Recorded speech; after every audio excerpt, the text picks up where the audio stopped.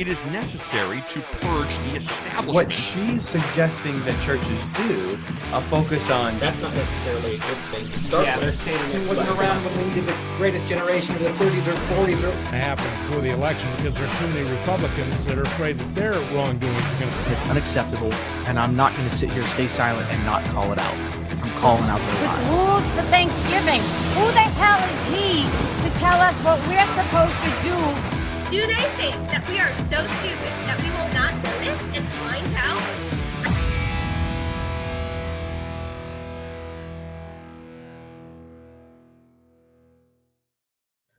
Hey y'all, it's Savannah from The Savvy Truth with Right America Media. I'm just here to remind all of you that we are partnered with MyPillow and Mike Lindell. So, if you guys are looking for some fabulous sheets, towels, blankets, dog beds, or just in general some made in America, sold in America, produced in America products, please go check them out. And don't forget to use our phone number and our special code RAM, capital R, capital A, capital M. So please go check them out and support us by using our phone number and our code.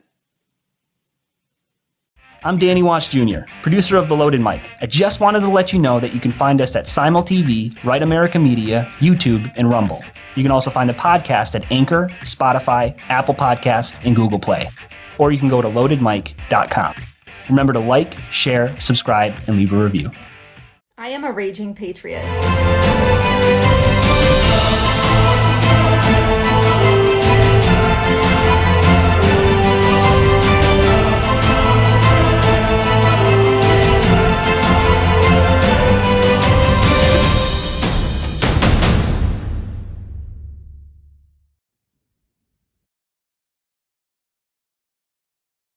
Be here today with a repeat. I think this is my first repeat guest. We have Steve, also known as the Unfiltered Conservative.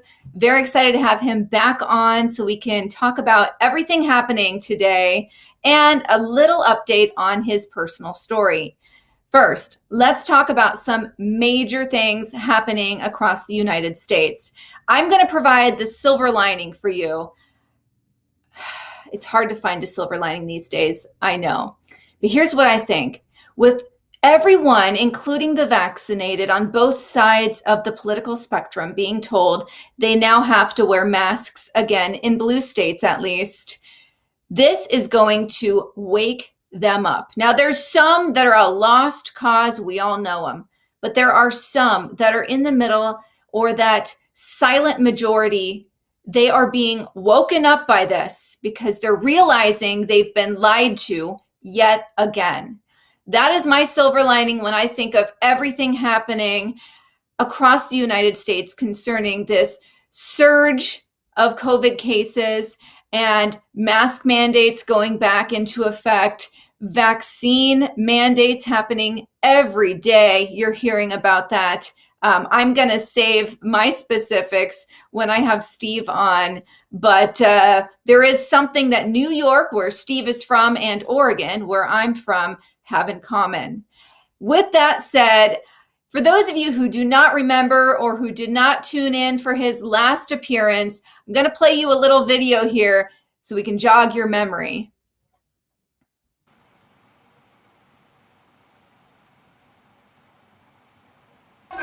Called a bunch of county executives that we would like to talk to.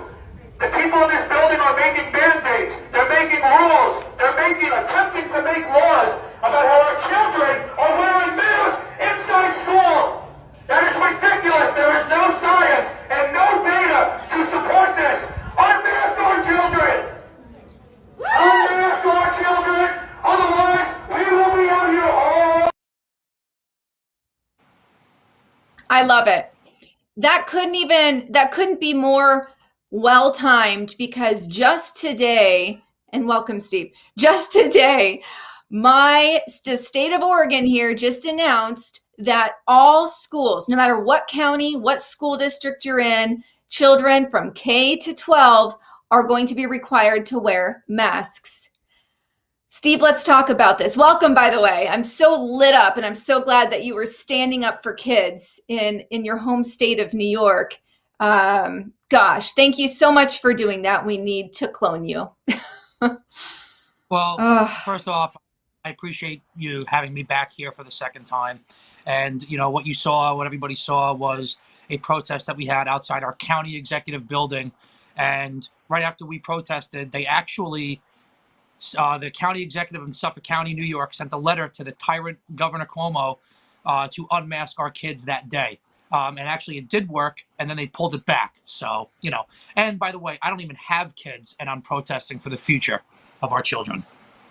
God bless you. Seriously. I'm caught right now because my first instinct is to unenroll them from public school, which I pay for with tax dollars, but to unenroll them and figure out alternative education. Yeah, I could enroll them in private school, but that's incredibly expensive and could put you in a bad financial position for the future. And I don't want to give the left that power over my household.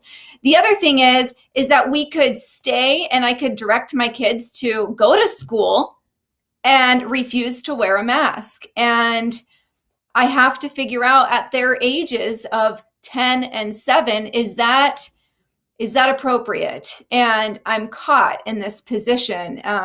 What are your thoughts on that? I know you don't have kids, but what are your thoughts on the predicament that many parents, such as myself, find ourselves in? Well, I think it's a great opportunity for the communities to come together. I know some people in New York, some moms, because it's all the moms that are out there wanting to make a difference. That's just the truth here. And the mothers are actually getting their licenses to do homeschooling, and they're going to be rotating days and bring the kids into a home. So Monday will be at this house, Tuesday, Wednesday, and so on and so on. And I know that a lot of moms here on Long Island are actually going to do that. So that's something that you could look into. And as for telling your kids to not wear the mask, it's going to be the teachers that are going to be putting fear into the kids to put the mask on. So it's kind of like it's your call as your parent on what you want to do. Right. It's a tough one. I don't want to do something that's going to emotionally scar them, but I also want to teach them how to fight for their rights. But yeah, homeschooling's the first thing that came to mind, and I'm like, wow, that is tough. My husband and I both work full time. I'm telling you guys this because this is a very real situation. You have a dual income household. We both work full time.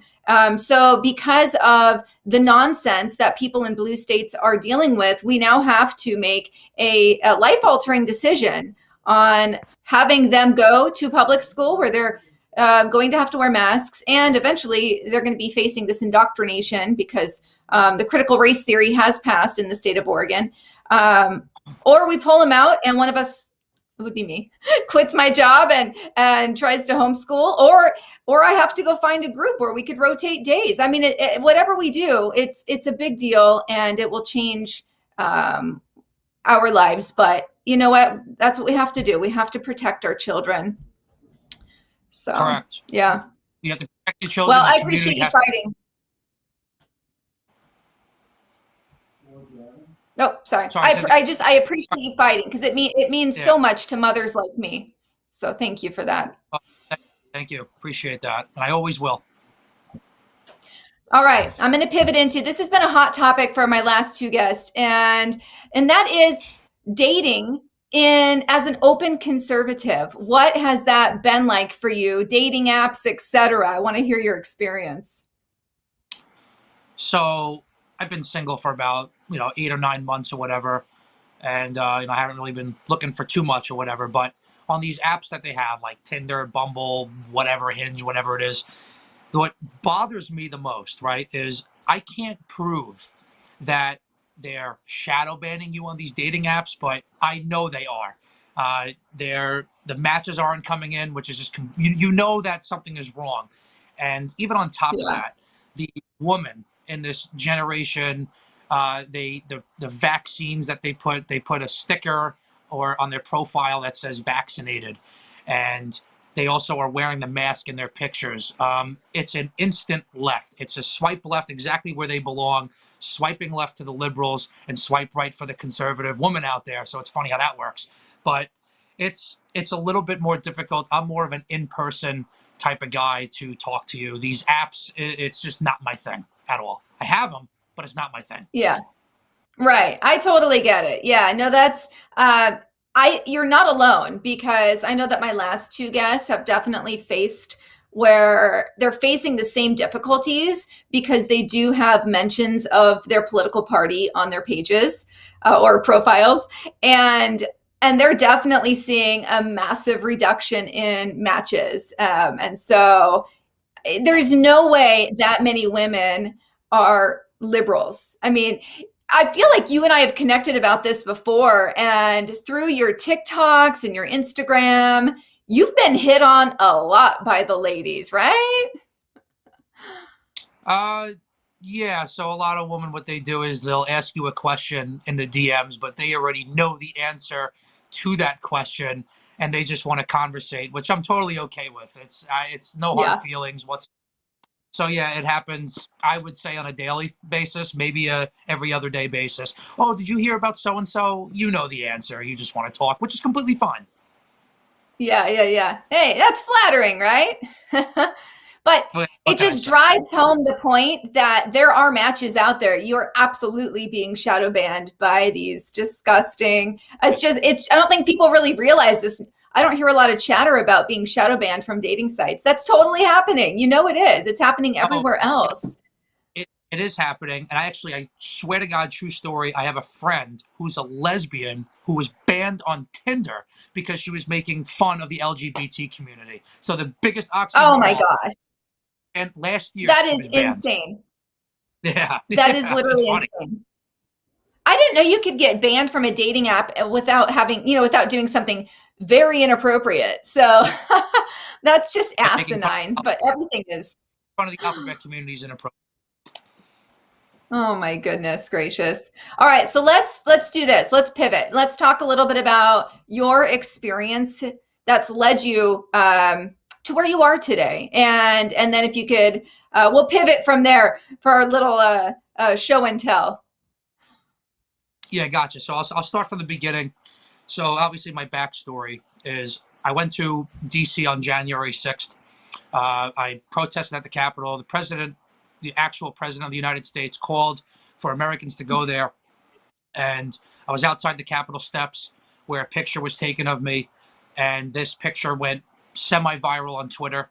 And a bunch of people decided to tag the job that I work at, which then eventually, long story short, led to my termination. And I was a conductor for the Long Island Railroad here in New York. And on May 14th, on January 21st, the day after Biden was inaugurated, I was suspended. May 14th, eventually, I was terminated. And I also want to say that in February, I was offered my job back for taking a 60-day suspension. And it wasn't even a thought to say yes to that because I did nothing wrong, and we will never cave in to evil. And we are currently fighting this through the courts in a legal battle. Well, we're going to be, I should say. Good for you. I did not know that they had offered your job back. That is such a bold move. Congratulations, because not as many people would have stayed strong like you did. It's the principle of what they did to you. I am curious. Do you have any idea? And you don't have, if this is off limits, I'm totally understanding.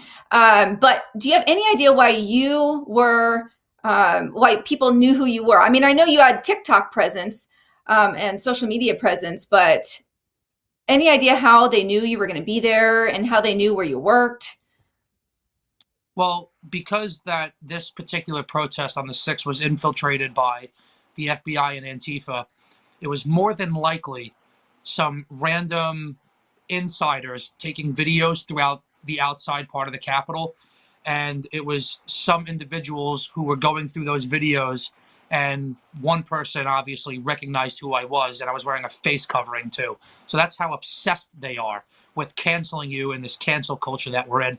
And I just want to make it clear for the record that I never went inside the building. I was never investigated by the FBI, and nobody came knocking on my door to ask questions. So I've done nothing criminally wrong, and I do not have a criminal record.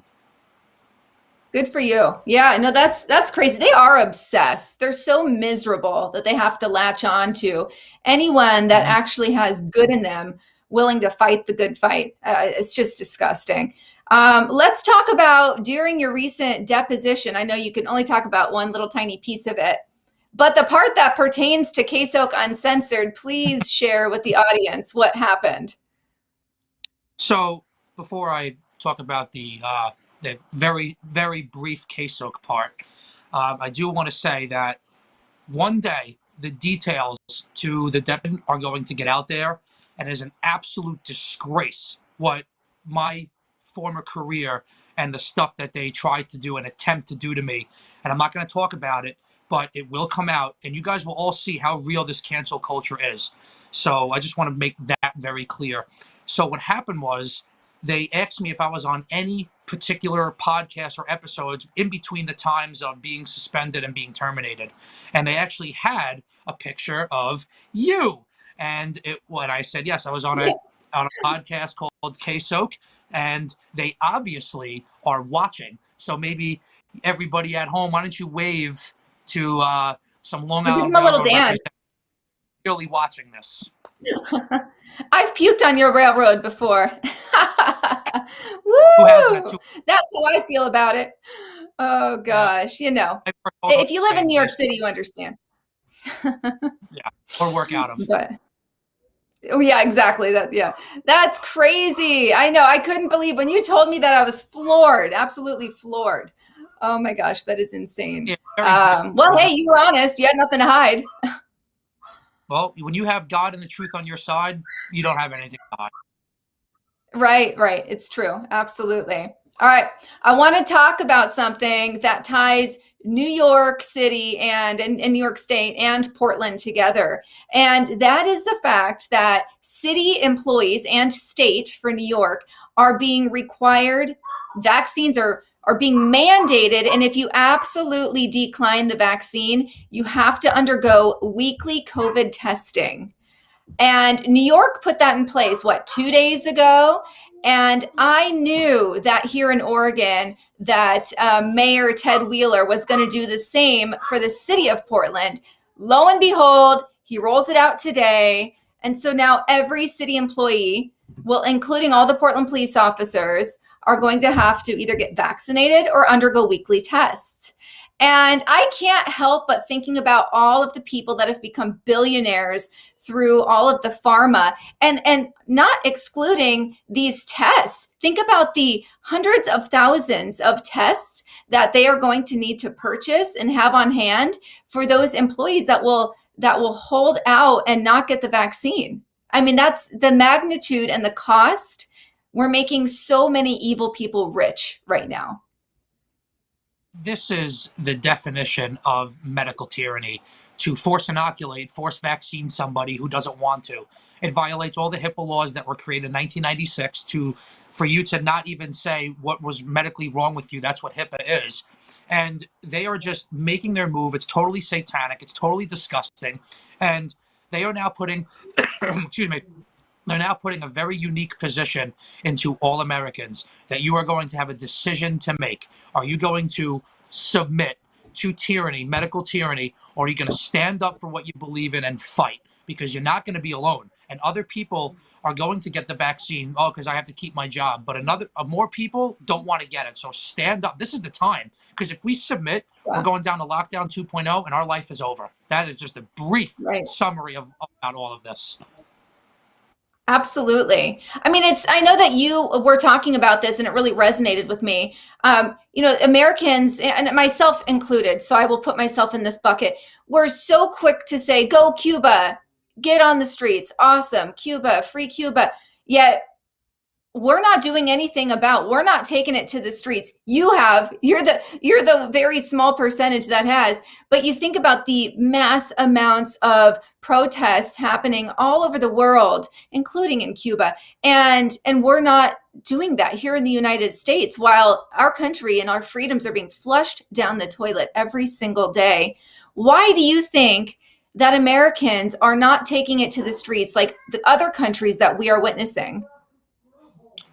Yeah, so for example, you have Australia, you have Spain, you have England that are having hundreds of thousands of people that are out in the streets peacefully protesting, by the way, because none of them are being violent. The reason why the United States isn't quite there yet is because the lockdowns have been a lot more severe in their countries than us. So Australia has never been out of lockdown. They've been on lockdown for a year and a half. They had a woman, maybe like sometime 8 months ago or whatever it was, she made a Facebook post and the police were knocking on her door later that day.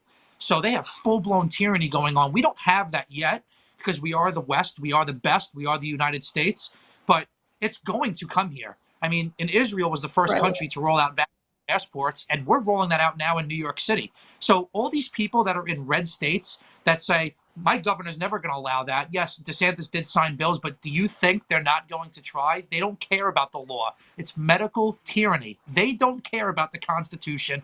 They don't care about what you think. This is pure evil, and it's going to happen in your state if you don't fight back now.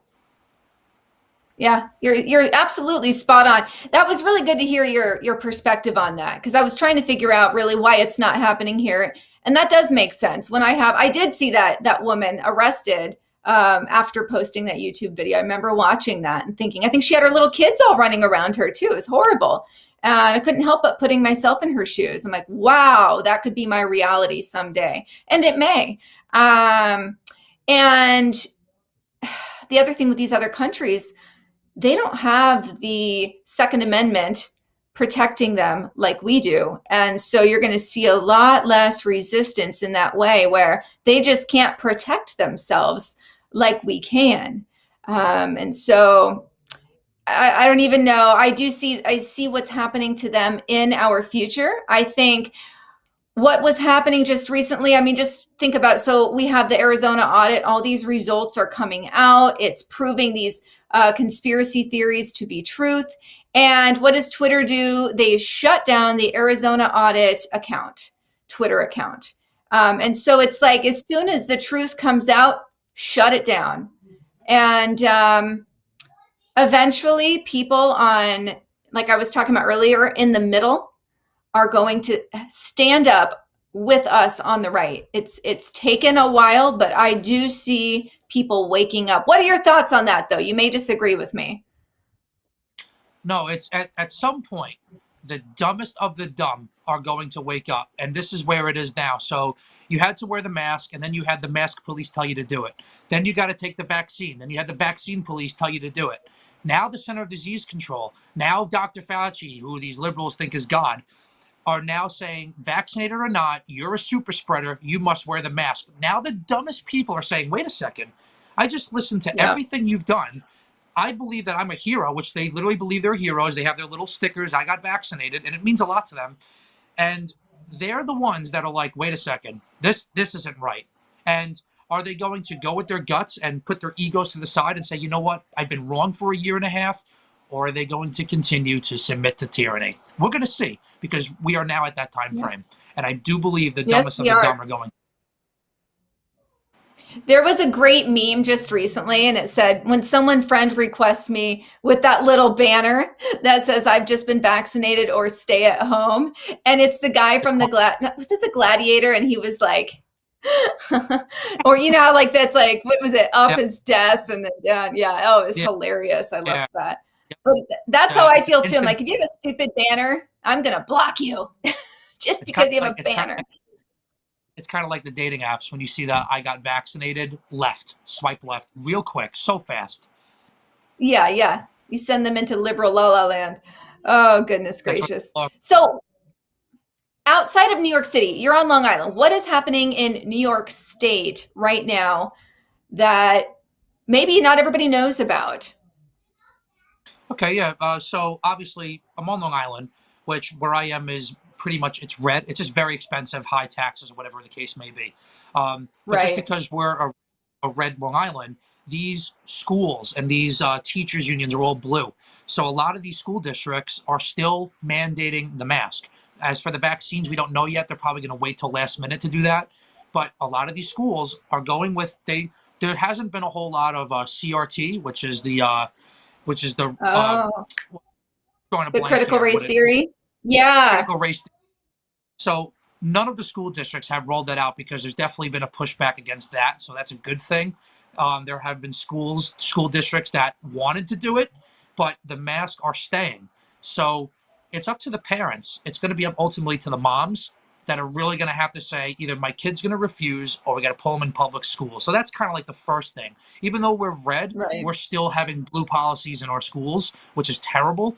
But the city, New York City, Manhattan, is basically the dumpster fire of New York. So what New York City should be its own state, and then if you had upstate New York and Long Island, it would be incredibly red, because this is a very red island that we're in.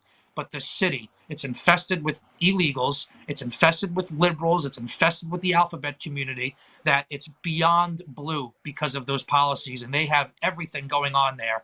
So when people think New York, do me a favor, think New York City, do not think Long Island. I'll say that. Right, exactly. Amen to that. As you know, my husband's from Long Island, and he would completely agree with you on that. And he's very happy that we're going there this upcoming next summer. So I guess I have a year, but it's the first trip where I haven't said, I want to spend 2 nights in the city first. And he's so excited because he's always hated the city, even though he was NYPD when I met him.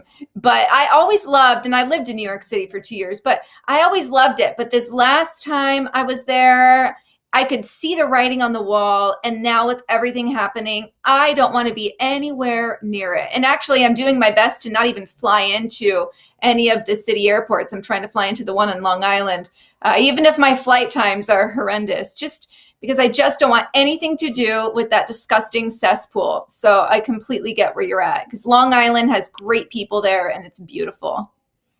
Yeah. I mean, the airports aren't so bad. It's kind of like the Queens border, which isn't really New York City, but it's still considered this city. But it's MacArthur Airport is where you would want to go. Sorry about that. MacArthur Airport, it's in Islip. Fly there, and then in Long Island, you'll enjoy it. Great food, great places to go, and it's expensive. You don't have to wear a mask anymore. You'll see people wearing the mask, and you'll laugh at them, but you won't wear it, so that's okay. Oh, good. Well, I'm happy to hear that you're experiencing some freedom where you're at. And you know what? I said I wasn't going to wear a mask anymore. And even though they're starting to recommend it again everywhere you go, and you see everybody doing it here, but I'm not. I'm done. I'm never doing that again. Yeah. But anyways, no, good for you. We have to do that. And we have to just boycott the places that mandate it. And I do want to say, for everyone watching, we weren't able to pop up the comments. Usually I like to interact with you quite a bit. Unfortunately, we weren't able to get that function working today. So I apologize that I missed out on interacting with you. But I am going to be on for the next half hour, because like last week, I recorded a podcast last night with Reason Being. And so we're going to air that right after this segment. And we're almost wrapping here. And I will be in the comments live with you so we can chat that way. But I appreciate you guys watching, and I apologize that we didn't get to have that interaction this week. And Steve, I appreciate you coming on so much. You really are a model American, and I know that you're doing what you feel is your calling, and I love that. And I really look up to you for that, because the one thing I'm not doing is taking it to the streets yet. And so I just really admire that about you, and I appreciate you. Well, thank you. It means a lot to me, and I know I have more support than the haters, they like to say. My last message, 1 minute here, is our country is under a medical tyranny, and we really are under attack.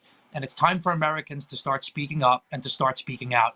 When they have these mask mandates and these lockdowns into your cities, into your towns, into your schools, you must fight back. If a small business is going to have the mask, take your business elsewhere. If the corporations are going to mandate the mask, shop somewhere else. This is how serious this is going to get, and it's going to be. The time is now to fight back. And if we submit to lockdown 2.0, we are finished.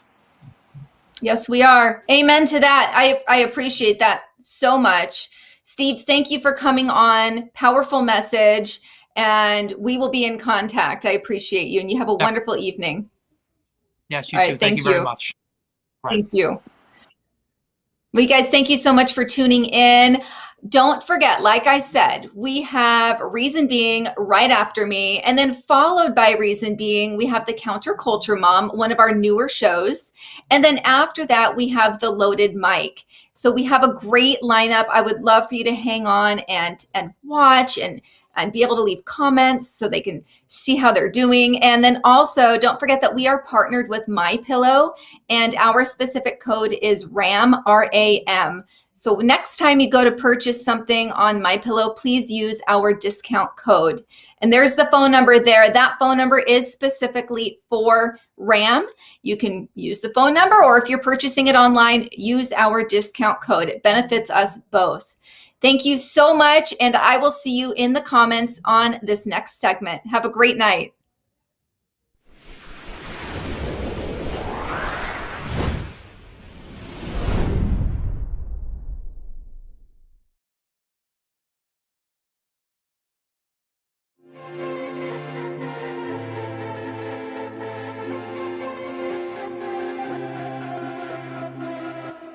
Welcome to the show. We are Jacob and Daniel of Reason Being. On March 16th of 2020, we were told to stay home for 2 weeks to help slow the spread of COVID-19. Here we are over a year later. Ladies and gentlemen, if you don't think that politicians are lying to us and taking advantage of the situation, then you are completely mistaken. Nancy Pelosi even stated this, and I quote, "Never let a good crisis go to waste," end quote. Right now, it is do as I say, not as I do. Our country is divided. The left is saying if only people would just wear their masks and get vaccinated, we wouldn't be here right now. Well, today we have KSOk on the show again to discuss this with us. Thank you so much for coming on, KSOk. We appreciate it. I just wanted to go over this. I know all you see is COVID-19 on the news, but I mean, 8 million Americans put into poverty because of COVID. We have basically the unvaccinated. All we hear is if you just get vaccinated, if you just wear masks, we can finally be free. Not once in history has it ever been, if you comply, then we can be free. So what the heck is going on, and what should we as conservatives do right now? Well, first off, thank you for having me back on. It was an absolute pleasure last week, and I'm excited to be back on your show.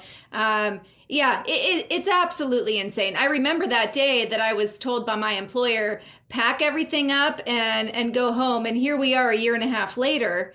And so many companies are trying to phase their employees back into the office. And now we have these updated CDC mask recommendations, and here we are again. It's the twilight zone. I have plenty to say on the topic, so I'm really happy to be on for this segment.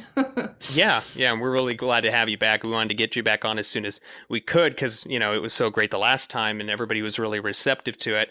And when it comes to the CDC, like you said, they're constantly updating. It seems like every day, every hour at this point, with how often we're getting new information, and it's always contradicting every other supposed, credible source who's going to give us information about the vaccines or COVID. So it's like, wear a mask, don't wear a mask, wear 2 masks, wear 3 masks, wear 4 masks next week. I don't know. I've heard a lot of things, and it's hard to say that one is concrete and it's the right answer. It's just whatever's convenient. We've had a lot of problems as well with just people who were given this fake bill of sale saying, oh, well, if you just put a mask on, then you're good to go, or just get a vaccine, get 3 vaccines, and you're good to go. And now half the states, blue states, are like, okay, well, now if you're indoors and you have a vaccine, then put a mask on. Like, what's going on here? I don't know what to say to it. It's just ridiculousness. Right. And I just read that 25% of LA County COVID cases, the most recent ones, are with vaccinated individuals. So they don't know what the heck they're doing right now. Instead of us all figuring this out together using common sense, they're relying on dictatorship, and it doesn't make sense. We hear Fauci over and over again say, we're trying to figure this out. Jen Psaki, same thing. We're all figuring this out. Well, then stop putting mandates in place if you don't know that it's going to actually positively impact or make a difference. And like Jacob said earlier, I mean, it's one of these things. We have so many more Americans are experiencing poverty because of, and it's not because of COVID, it's because of federal and state mandates that have caused this poverty. And we have to remember that, and that we have to remember that we can say no and take it to the streets like all the other countries are doing. Unfortunately, we are not accustomed to that, and it's so awkward for so many. That needs to stop. Right. We're the land of the free. We're America. We're the freest, best country. Yeah, in the world. And you would think that at least conservatives would be out there marching on the streets, and it doesn't look like anyone's doing anything. It's like we almost don't even have like a leader within our party right now. We don't have a leader of the country. Biden's not a leader at all. We don't have a leader, period. So our country is more divided than ever. One weird thing that Biden stated was that getting vaccinated is patriotic.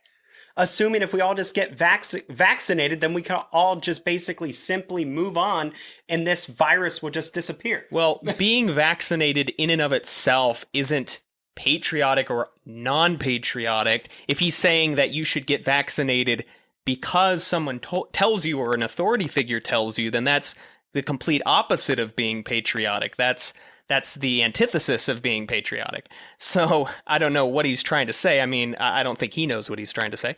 But I think what's interesting, and it's kind of a the irony of it is, like Jacob was saying, is not just how many people have gone into poverty because of COVID lockdowns, but also just how many people have gotten rich, how there's such this issue supposedly that is kind of like a main focal point of leftist ideas or the leftist party is inequality, financial or wealth inequality. But this has created the most inequality that we've seen in decades. Exactly. And they don't seem to care. It's fine.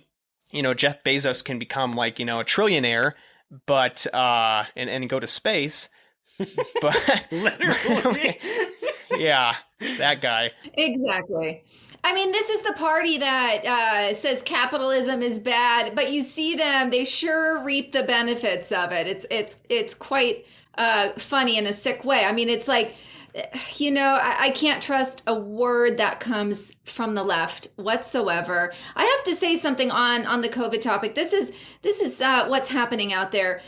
People are being shamed for not getting the vaccine. And I have a friend who recently had COVID and didn't want to tell her family, aunts and uncles, because they're on the left, let's just say. And because she chose not to get vaccinated and ended up with a nasty case of COVID, she had to kind of bear that burden on her own, because she was so afraid of being shamed by her own family members. And to me, that is just so sad. And I know we're seeing so many COVID cases right now. I mean, I could talk about the open borders, people that are infected just flying right through with no problem. But there's so much shaming happening from the left. It's almost like they want people who are unvaccinated to die of COVID so that they can further prove this point, which it's just horrible all around. Well, the reason why families and individuals, I'll say personally, are not getting vaccinated, like I said in the last show, I've had COVID before. Wasn't that bad, so I don't feel the need to get it. But also, the vaccine is not FDA approved. It's under an emergency order. So people are wondering why it's taking so long to even get approved. It's because there's so much more to learn about the vaccine. It typically takes the FDA about a year or so to gather all the information needed, a year at best, to gather all the information to approve it. And they haven't even done that yet. Why? Because there's so much about the vaccine that we do not know. There are other side effects. There's heart inflammations going on as well. That's something that I would be more concerned about for COVID, which is globally has a death rate of only 3.4%. I'm worried about my heart being inflamed. That's more of a concern to me than me dying from COVID at such a small rate there. 3.4% is, small in and of itself, but you look even just at the US, like modern first world countries, it's even a lower death rate because we do have modern medicine and people have access to the medical necessities that they need to survive, severe trauma or respiratory issues that can happen because of COVID. So it's not even that serious relative to the U.S. And a lot of times when you look at those numbers, like estimating the death rate, those are always based off of cases to death ratios. And it's often the case that we're not going to have all those cases confirmed. How are we going to know how many people in fact have the cases? Mm-hmm. We're maybe going to have a fraction of that. So it's likely that those death rates are even smaller than that. But regardless, it's just a matter of, at this point, they've kind of gone away from the whole fear-mongering of death rates, because the rates in general, even though we've started seeing more spikes with things like the Delta variant, the rates on average relative to the whole year that we've seen are still very low. So they're trying to find, they're kind of scrambling for what to do next, because they can't really sell a fear story, I guess. Exactly. I mean, you guys probably saw that just recently. Numbers came out that in Israel, the COVID numbers are some of the highest in the world right now. Yet they're the most vaccinated country in the world. And actually, the CDC is recommending people not travel to Israel right now. So to me, it's like they are just doing anything they can to continue to further shove this vaccine down our throats. Meanwhile, numbers come out every day showing that it's not as impactful as they want it to be, as they hoped for it to be. I don't know if they actually truly hoped for it to do anything positive. So nobody's talking about Sweden right now, which is kind of weird, because Sweden had the 23rd lowest annual excess deaths out of 30 European countries. Sweden didn't even do a shutdown at all either. Mm-hmm. And they're not doing nearly as bad as any of these other countries in Europe, which is kind of bizarre. Yeah. So, I mean, that just goes to show, are masks really helping? Is the vaccine really helping? I don't think so, because individuals wearing masks, still getting COVID. Individuals getting vaccinated, still getting COVID. Even if you look at, we went over the global death rate. According to the New York Times, Daniel and I like to provide sources from the opposing side, just so that individuals on the opposing side won't think that we're biased. But according to the New York Times, 34% of deaths in the U.S. have been reported amongst nursing homes.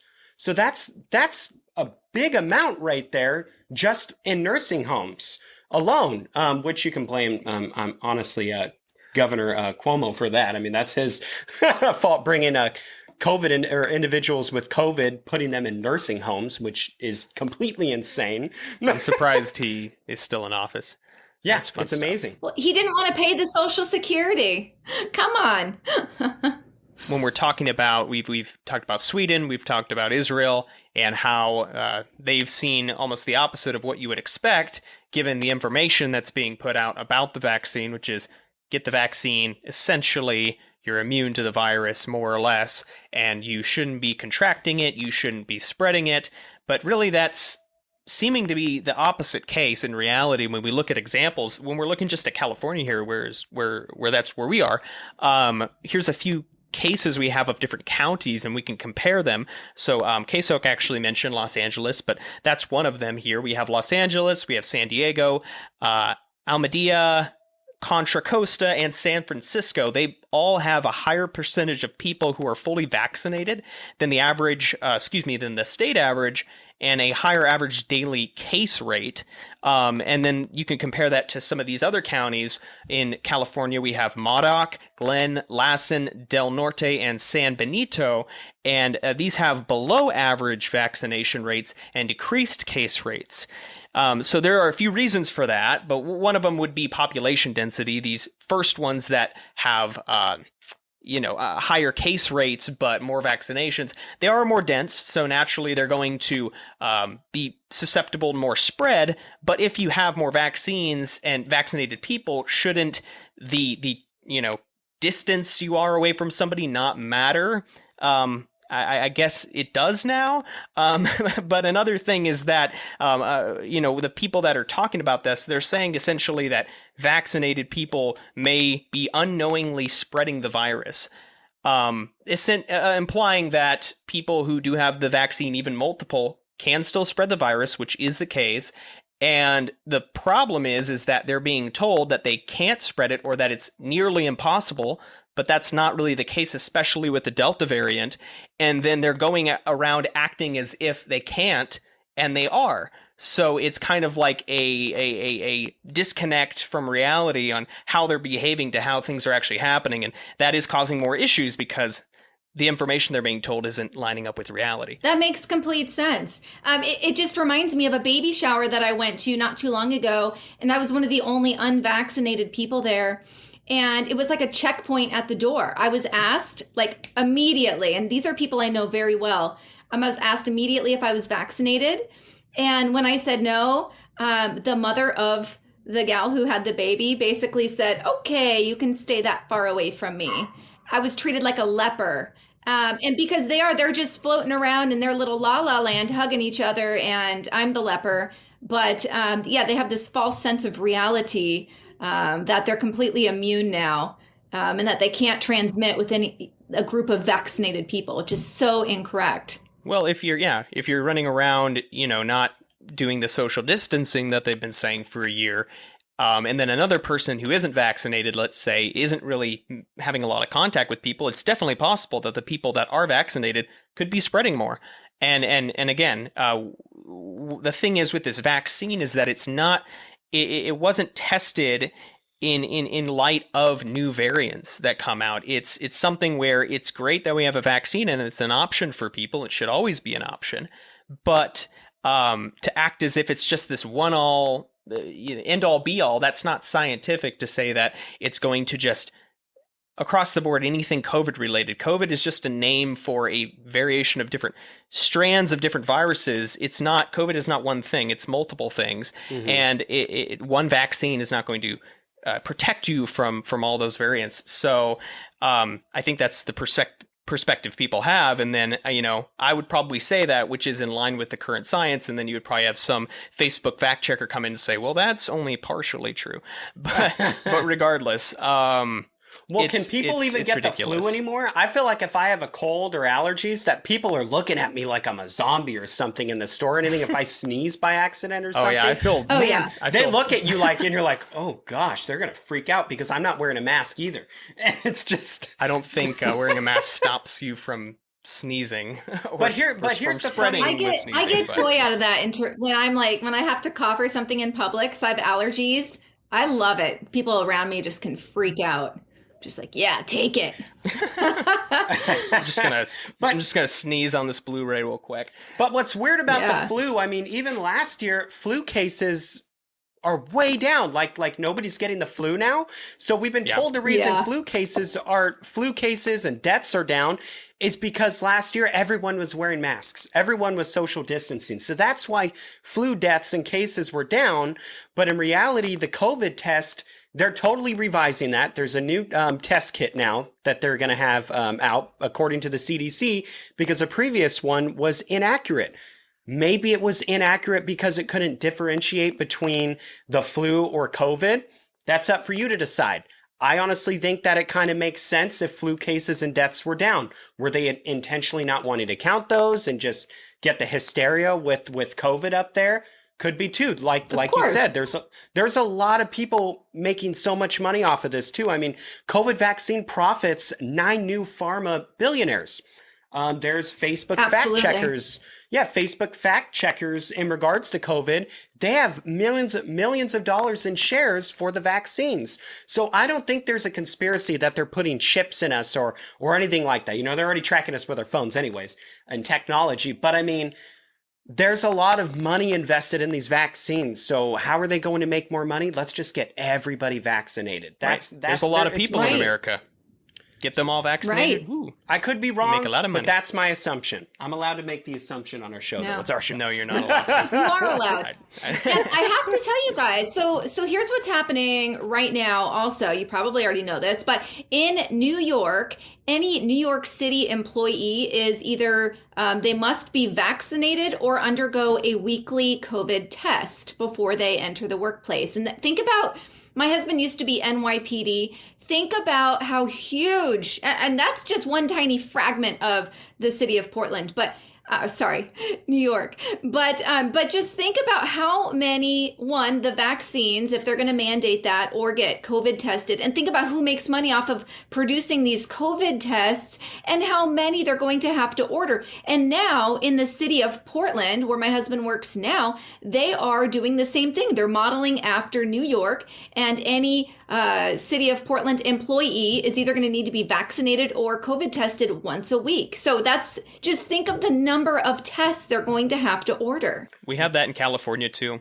And think about how many people live here. Not as many as they used to be because everyone's leaving, but whoever's left, that's a lot of people to test. But our politicians, is our government doing this for our safety and our protection? Because if they truly cared, 8 million Americans would not go into poverty during COVID if they truly cared. It's all worth it if you're safe, locked in your house, Jacob. Okay. Right. I mean, this isn't, I see the left constantly stating, during the pandemic, it caused people to lose their jobs. During the pandemic, people to lose their homes. No, not the pandemic. This is the government and this is the states. And people can't even buy homes if they have money and they're not in poverty. Can you afford it? Probably not. Right. Landlords are even selling their rental properties because tenants aren't even paying their rent because of the eviction ban keeps getting extended. I mean, literally, it's just punching the little guy in the face pretty much is what it's doing. It's just making it more difficult to survive. I'm going to share something with you that's going to frustrate you because it frustrates the heck out of me. One of my neighbors went on unemployment voluntarily right when COVID started. So they've been on ever since, right? They are in Hawaii for 5 weeks right now. We all three know, Hawaii is incredibly expensive, one to fly to, but to stay. And I'm like, you know what I said? I drove by their house the other day and I said, you're welcome, because it's taxpayer dollars. And, responsible folks like my husband and myself who have been working through this entire thing, we're not there for 5 weeks enjoying taxpayers, reaping the benefits of all of us taxpayers. But it's so incredibly frustrating, and it's just taking advantage of the system. Right. Yeah. You can easily take advantage of the system. Yeah. And I was on unemployment for a bit too, as well. So, but then I ended up finding a job and stuff like that. So, and now I'm going to go to school, which is nice. But it's what I've noticed, especially in California, it is so easy to get away with it. Mm-hmm. And you could just stay on it and drag it out. If I wanted to stay on unemployment, could have easily done it and just dragged it out until the very end, till September. But I obviously wanted to get a job. But the way that I look at it is, now that unemployment's requiring individuals to look for work, now I feel like individuals are going to start complaining, stating, oh, it's so hard to find a job because everyone's looking for a job now in panic. So something's going to happen with that now too. People are going to be lining up for work. It's going to be difficult. We'll see what happens in September, but I don't think it's going to be pretty at all. No. And I'll just want to make, I don't either. Yeah, I just want to preface here, again, and I don't think it even needs to be said, but somebody will find a reason to want to hear it. But, again, this is not in any way, and I don't think we've put that across, is that we're saying that the vaccine is good or bad or whatever it is. It's just saying this is the information. Getting a vaccine is fine. Go ahead and do it. If you don't want to do it, then don't do it. And that should always be the case. And if we make critiques of it, it's just a matter of the information that's being provided to the public regarding it. It's not the vaccine itself. That's fine. And just to take it at your own risk and to be informed of the positives and the negatives. And we've given both, I think, here. And I'll say, yeah, I think that the vaccine, it does have its own benefits, which is it is going to, on average, reduce the transmissibility of the virus, but it is false to say that that's almost unilaterally going to protect you from it like a shield. That's not the case. It's just to say this is a fallible vaccine that has its flaws and setbacks. It's not FDA approved, like Jacob said, and that's the bottom line. It's going to have its own benefits, but it's going to have drawbacks, and just to take it all with a grain of salt and just take what you will from the information that we give you and make your own decision. Exactly. And on that, it's all about, we should have the freedom to choose. And we're not going to shame someone for getting a vaccine and someone for not getting one. I think that's what we're all fighting for, is that ability, that medical freedom to be able to choose whether you think it's right for you or not. Yeah, and thank you so much again, KSOk, for coming on. We definitely appreciate it. Be sure, once again, check out KSOk's stuff. She is awesome. She is on point. She is blunt. She'll tell you the news. She'll tell you how it is, which you guys will definitely enjoy. So definitely check her out, and thank you so much for coming on the show. By now, you've all heard of us talk about MyPillow and how great their pillows are. The pillows won't go flat, you can wash and dry them as many times as you want, and they maintain their shape. Plus, it's made in the USA. For a limited time, Mike is offering his premium MyPillows for his lowest price ever. You can get a queen-size premium MyPillow for only $29.98. Regularly, it is $69.98. That's $40 in savings. King pillows are only $5 more. So go to mypillow.com and click on the radio listener square and use promo code RAM, R-A-M. You will also get deep discounts on all MyPillow products as well, including the Giza Dream bed sheets, the MyPillow mattress topper, and MyPillow towel sets. Again, use promo code RAM, R-A-M, or call 1-800-867-0416 and use promo code RAM.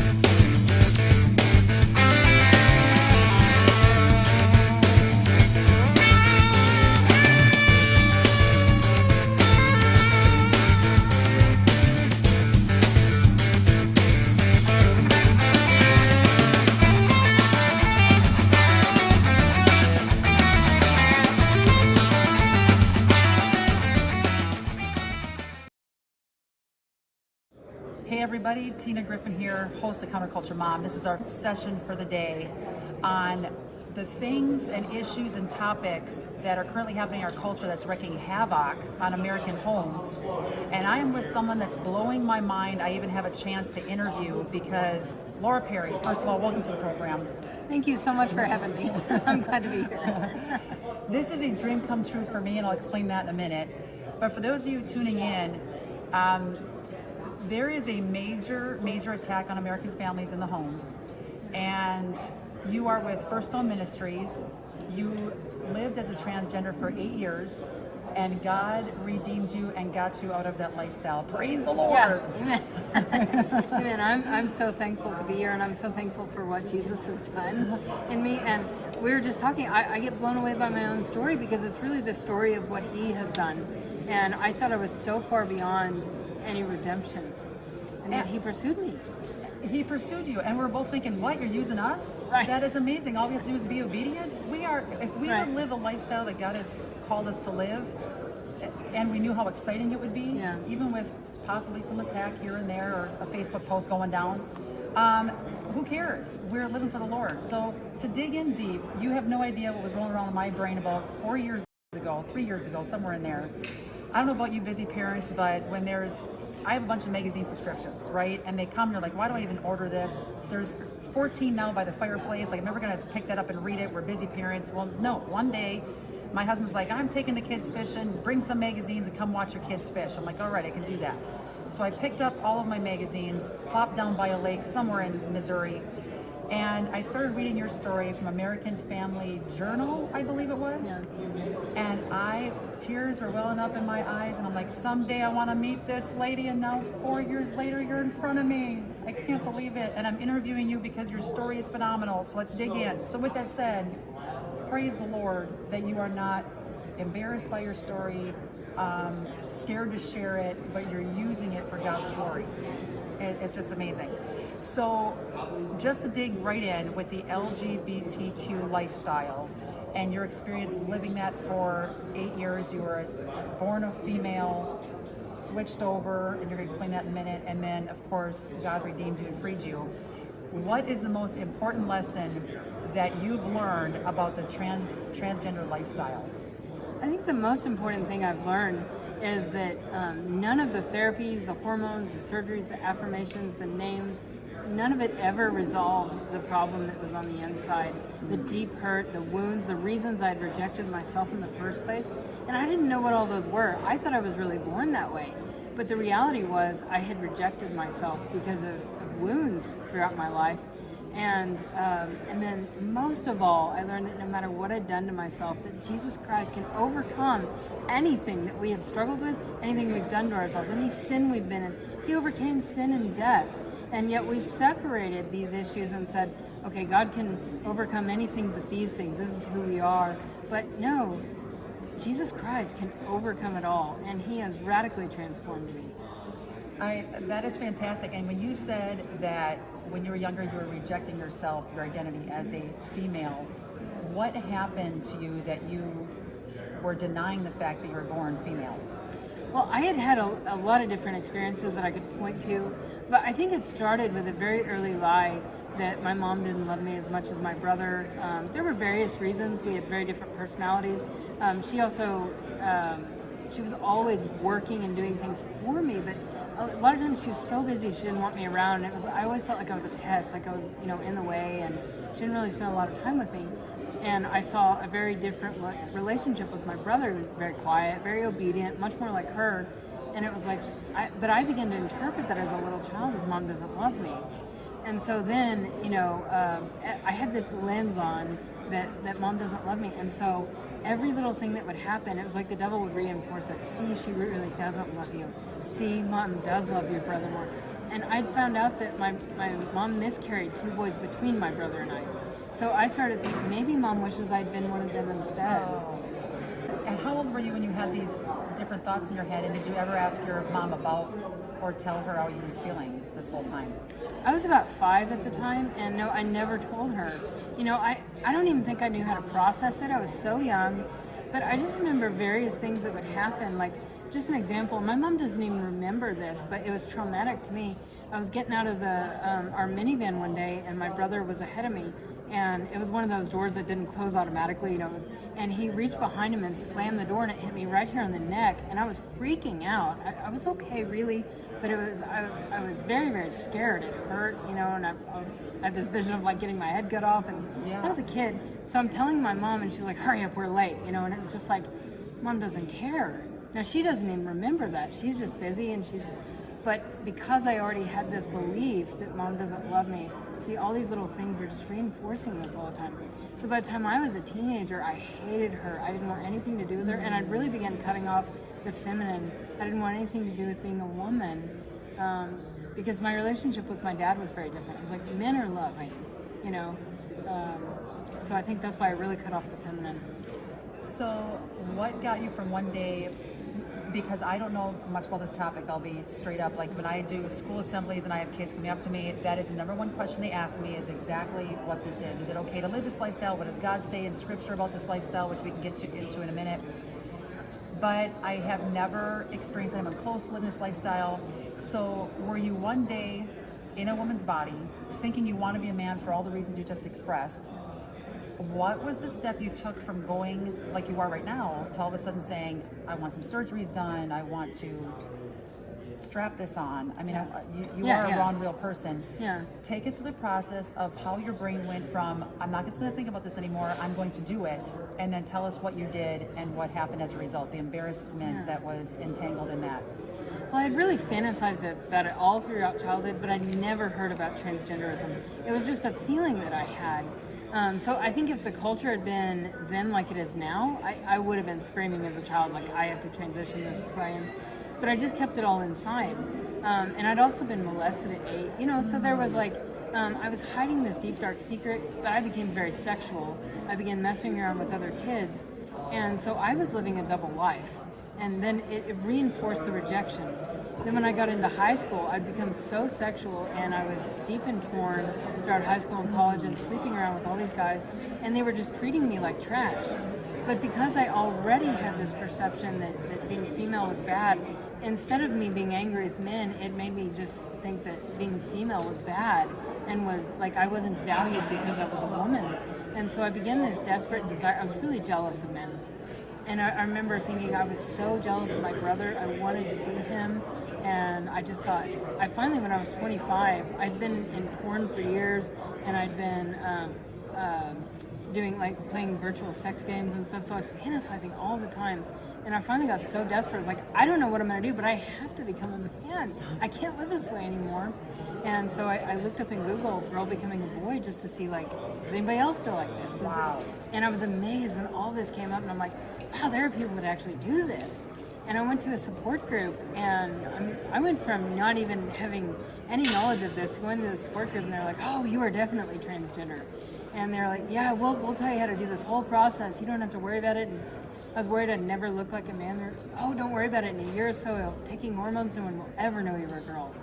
And that's what really hooked me. It was like, I'm all in, and I didn't want any other opinion at that point. Okay, so digging in deep, the first time we had a Zoom call, because you were actually one of our featured authors in a pop culture purge book we've been working on, the top 21 topics, or I should say tragedies that happen because pop culture is embracing, glamorizing, endorsing these harmful behaviors, transgenderism being one of them, how it's glamorizing that lifestyle, and you are opening your life up to us with that. Okay, so with that said, I have a tough question to ask you. Can you give the parents an in-depth glimpse at what you went through? You took the hormones. A lot of kids are being illegally taken during school hours today with school counselors to get hormone therapy without their parents' consent, which is insane. Okay, so you took the hormone therapy deal. But physically, you shared a story with several of us on our team when we were talking about the Pop Culture Purge book and how deep do we want to go.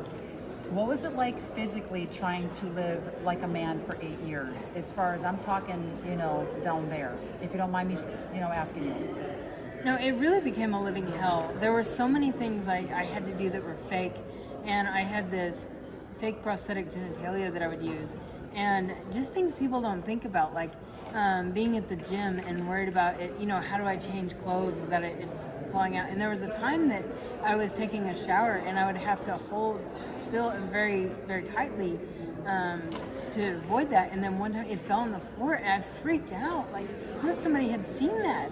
It's things like that people don't, or me trying to have, be intimate with my partner who is also a man living as a woman, and trying to have sex as if I'm the man and he's the woman. It just didn't work. And I was in this constant torture, or like I would go to hockey games or something, like any kind of stadium thing where I had to step over people, and I couldn't move certain ways because it would fall out or get really out of place, or there was just a constant fear of being found out. Even I got to where I couldn't have conversations with people because, at first when everybody knew I was trans, it was like I wasn't that worried about it. It'll be real one day, nobody will know. But then once I was really perceived as male and nobody knew the truth, I couldn't have conversations without people without going, do they know? Do they think I'm a man? And it drove me insane. And then you didn't feel accepted when you were a woman, living as a woman, and then you change over as a man the best you could. And you also now are feeling, are they going to still love me, accept me if they would ever find out I'm really a woman trying to be a man, or a transgender, or whatever's rolling around in your head. And then also we have pop culture influencing millions of young people today with the entertainment they watch, the apps they're on, TikTok videos, a lot of graphic lyrics and songs, billboards, movies, all of it that is sharing that message. Here you go down that road thinking, I'm finally going to feel like I have my true identity. And then you realize you're there going through all the 8 years of hormone therapy and physical changes to your body, and realizing this still is not making you happy like you thought it would.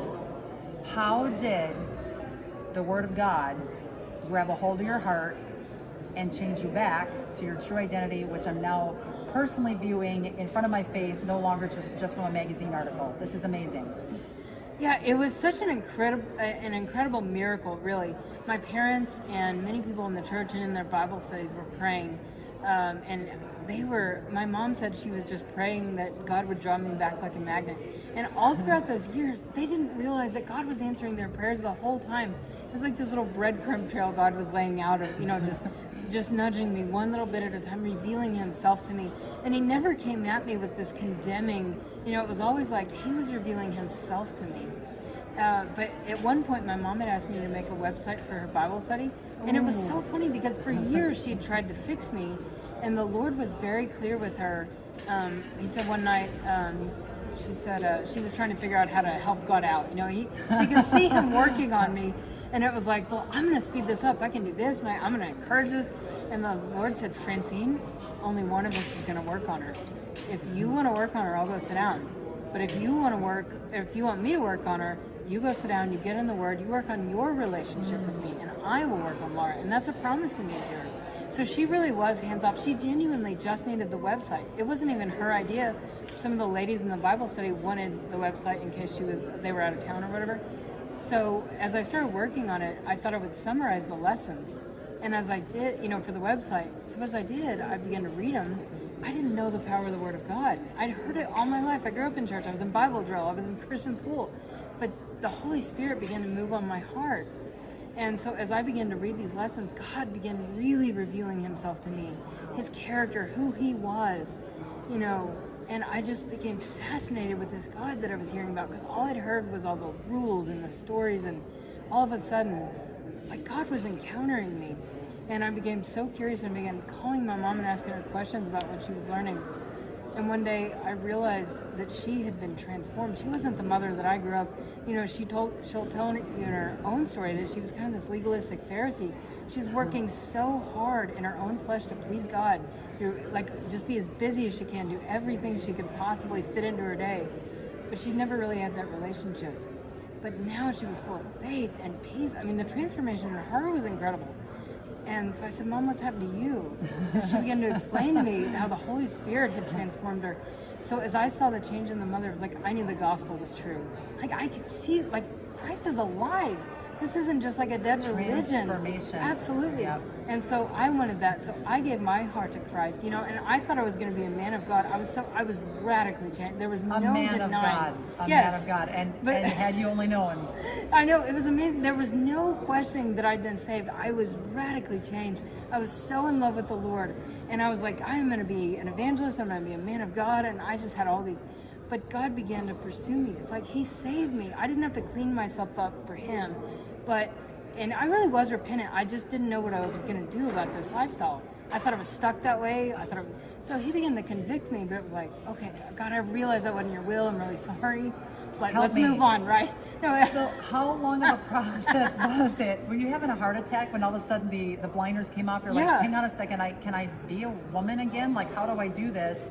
How long of a period of time, and what did you start doing first to go from man back to a woman? Well, it was about 1.5 years, and honestly, I didn't know what to do about it. Every time I got convicted, I would say, God, I realized that wasn't your will, I'm sorry, and I was just repenting over and over, but I didn't know how to fix it. And the Lord came to me one night, and he said, if you stood before me tonight, what name would I call? Wow, because your name is Laura. Yeah. Then you went to Jake.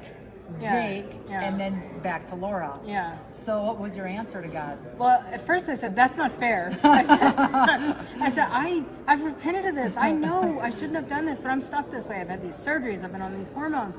I've maimed my body, and I really felt like it was permanent, and there was no way to go back.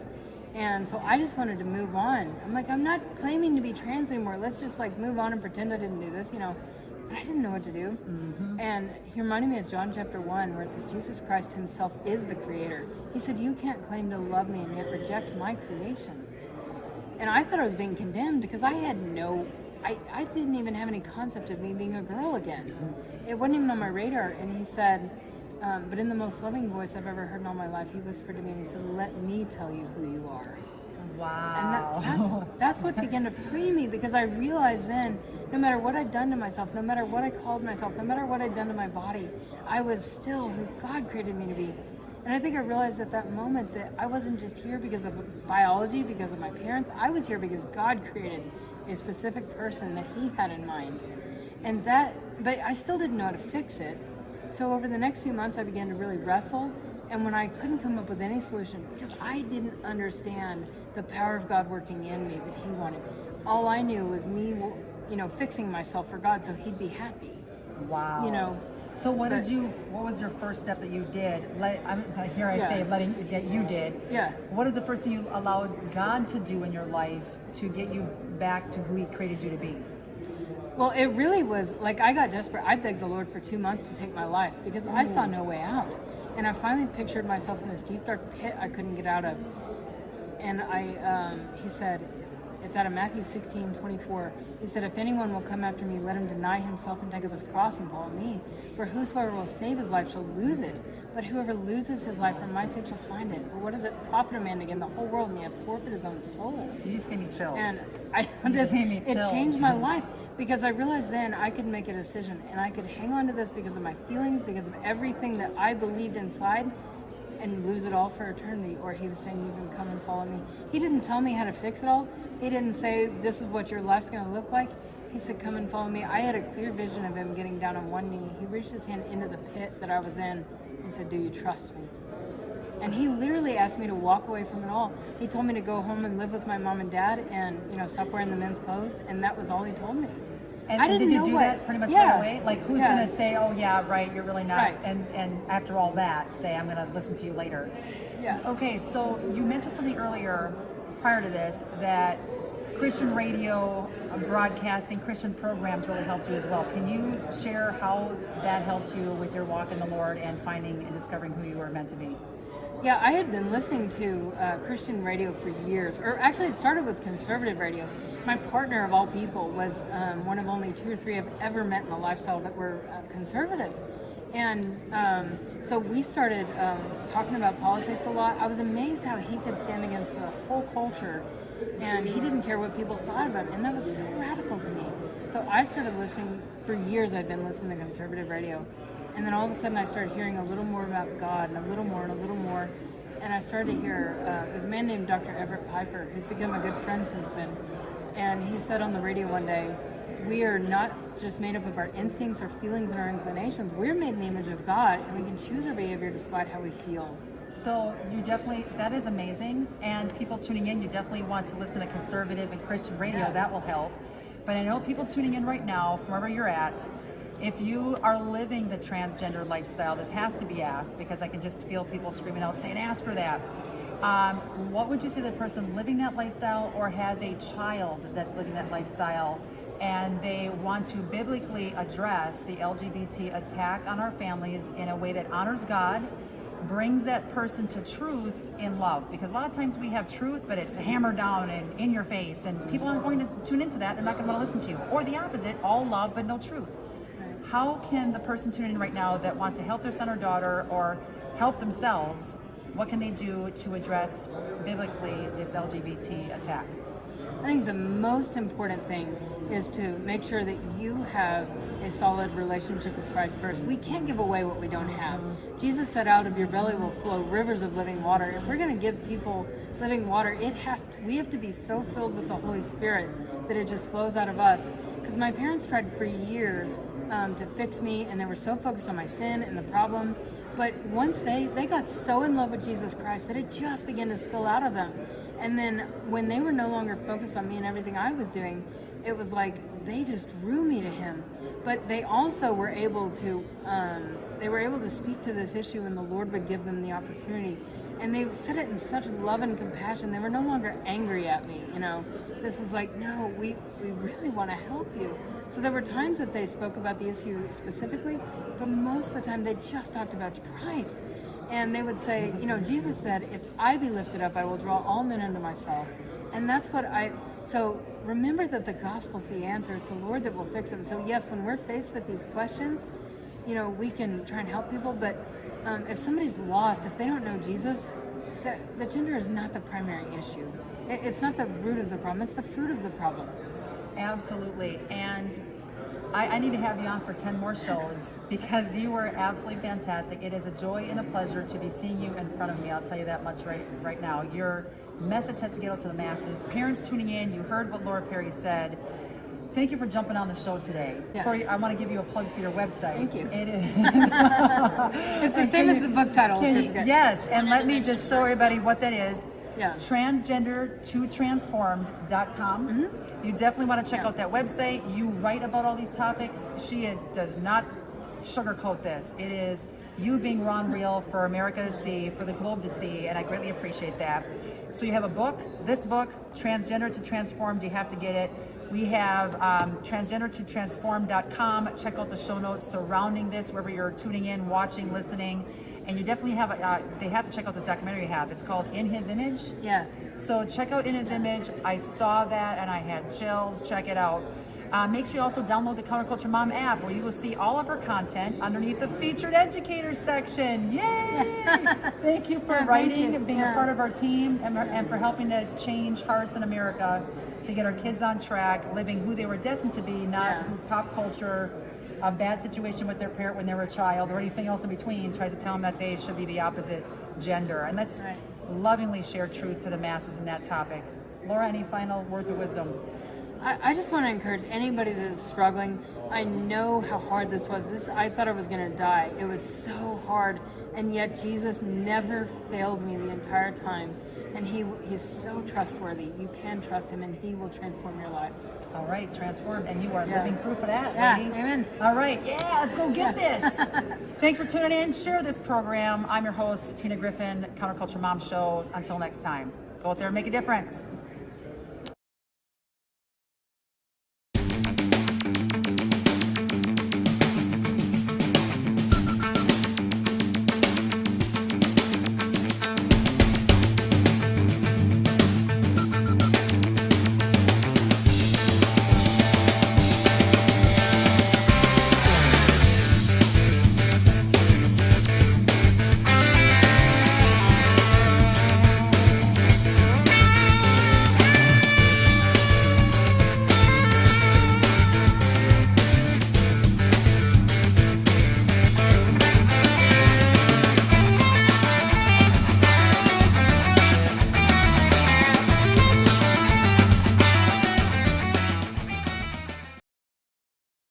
Government intervention, a Texas soldier shoots a protester in self-defense, and Governor Abbott destroys Democrats for their childish behavior.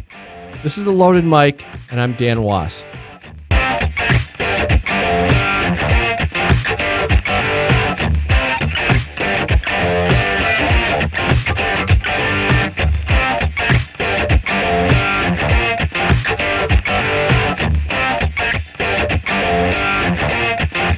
You're listening to The Loaded Mic. Democrats, you're not getting the guns. We know why you want them so badly. We know why you want more gun regulations. It's not to save lives. If it were, and you really wanted to save lives, you would change policy on your defund the police movement. You would stop letting prisoners out of jail only to watch them harm innocent people. You would crack down on domestic terror groups like BLM and Antifa. You would end deadly gun-free zones, primarily Joe Biden's 1990 Gun-Free School Zones Act, where innocent people are slaughtered because the law doesn't allow them to protect themselves. And you would stop trying to turn Texas blue by flooding it with illegal immigrants, drugs, human trafficking, and violence. Everyone knows your plan. The only thing left is for you to come out and admit it to the public. You won't do that because you know what would happen. And we also understand why you so desperately want universal background checks. You know that we know that you know background checks do nothing to stop bad guys. You only want them because they would inherently create a gun registry for you to monitor the guns of lawful American citizens. And we also know why you've been pushing for red flag laws, because we understand that once you know where the guns are, you'll need the vehicle in place to confiscate them, and you don't want a little thing like due process getting in the way. Why don't you just come out and be honest about your intentions? Tell the people what you really want to do. Put the cards on the table. We're watching the Cuban people rise up against their tyrannical government for the same exact things that you would love to do here in America. And the amazing thing is, they're doing it without guns because they've been disarmed. Can you imagine the leverage they would have if they had guns? I think you can. So we understand why you want gun control so badly, but your problem is we won't let you. Real Americans just won't let you. Must be so frustrating knowing that you're going against American values and the vast majority of Americans hate you for it. You're not going to get away with gun control because real Americans will defend our Constitution and Bill of Rights, primarily our Second Amendment, which is the one thing you hate the most. You won't get the guns because they're off limits to you. The Second Amendment is not a government-issued privilege. It's our right, and we will exercise it. So, to all the gun-grabbing bureaucrats in D.C., your anti-gun lobbying groups, and the left-wing communists who support you, you can all go straight to hell where you belong. You're on our land. You're in our country. And here in America, we value our Constitution, our Bill of Rights, and we have guns, lots of them, because our founding fathers saw you tyrants coming over 200 years away. So today, we're going to talk about governments overtaking their people, but first disarming them. And we have examples right in front of our face, watching the people of Cuba trying to rise up after 60 years of being, of living under dictatorship. They're finally rising up, but they've already been disarmed. So what are your thoughts on all this, John Chiara? I think that we shouldn't be disarmed. Well, okay. Care to elaborate? Well, I mean, that's the part of the normal process, right? First, you take the guns away from the people. Then your options are drastically expanded on that. It's just pretty sinister. And I mean, at least it's interesting we can watch Cuba. It's so close. There's a lot of Cuban people in Cuba that can talk to us about how things were and are in Cuba. Yeah. So it's a really good, I think that should be front page news. And let's look at this example and see how this works. Maybe slap some people in the face because a lot of people think that can't happen here or bad things like that can't happen here, that the government can't take over.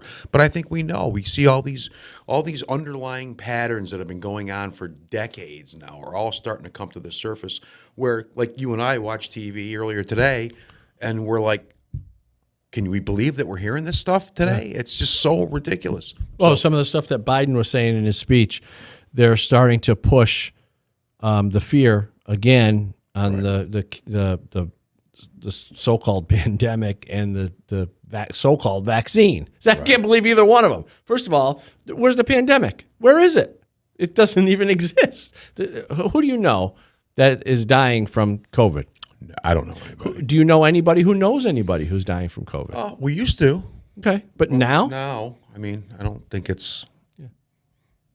And so the vaccine, so they really desperately want people on this vaccine. And they're starting to push it again. And if we fall for it again, it's our own damn fault. If we let these, and this is the point I was trying to make to all this is that the government gets involved, they take control where they can, and we the people allow it. We shouldn't allow it. Right. That's what it comes down. And I think a lot of people are starting to wake up to that. I sure hope so. In areas like critical race theory and stuff, we've seen all these parents and stuff that are all around the country that are starting to speak up, and that's what we have to do. We have to speak up. Can't hold your tongue. You can't not come back at people.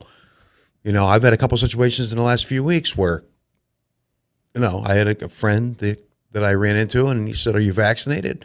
And I said, "No." He says, "Well, can you step away?" And I'm like, "You're vaccinated, right? Isn't that what the vaccination is for?" It's weird, right? It's like you're almost asked to suspend common sense in a lot of situations and just go along with whatever somebody tells you to do. And people are getting sick of it, thank God. Yeah, and you're right. That's a good point. We have to suspend our own common sense. We have to pretend that we can't see reality. Pretend we don't have any common sense. Pretend that there really is a pandemic. We have to continue to pretend this. I don't see a pandemic anymore. I really don't, honestly. I mean, everyone's in New York State, everyone's unmasked. Businesses are completely open. A pandemic, I don't have the exact definition, but you would think a pandemic would be widespread disease, and at least not here in America, we're not seeing it. Right. So why are we still calling it a pandemic? It's scary sounding. Yes. Get your kids vaccinated. And that's exactly what they're doing. Well, I saw an 18-year-old girl yesterday in Stewart's. I'm assuming she was 18. She was pretty young. And she was with her boyfriend, cute young couple, right? And I overheard them talking, and she was saying, yeah, she goes, I can't decide which vaccine to get. Should I get the Moderna or the Pfizer? And I'm like, looking at her going, this is the kind of conversations that I'm overhearing in a convenience store. Pretty strange, right? But, the people of Cuba, back to the people of Cuba, they've like had enough. And there were some people from Cuba talking about Americans saying, what is wrong with you people? You're fighting amongst each other over stupid things, racism and all, and stupid stuff that's not, it's non-existent. It's just fabricated arguments that our government and our media kind of perpetuate. When in the meantime, they're trying to coerce people into doing things and basically taking control and manipulating the population, which is exactly what they have done for over 60 years in Cuba. It's a very equal country, though, we hear.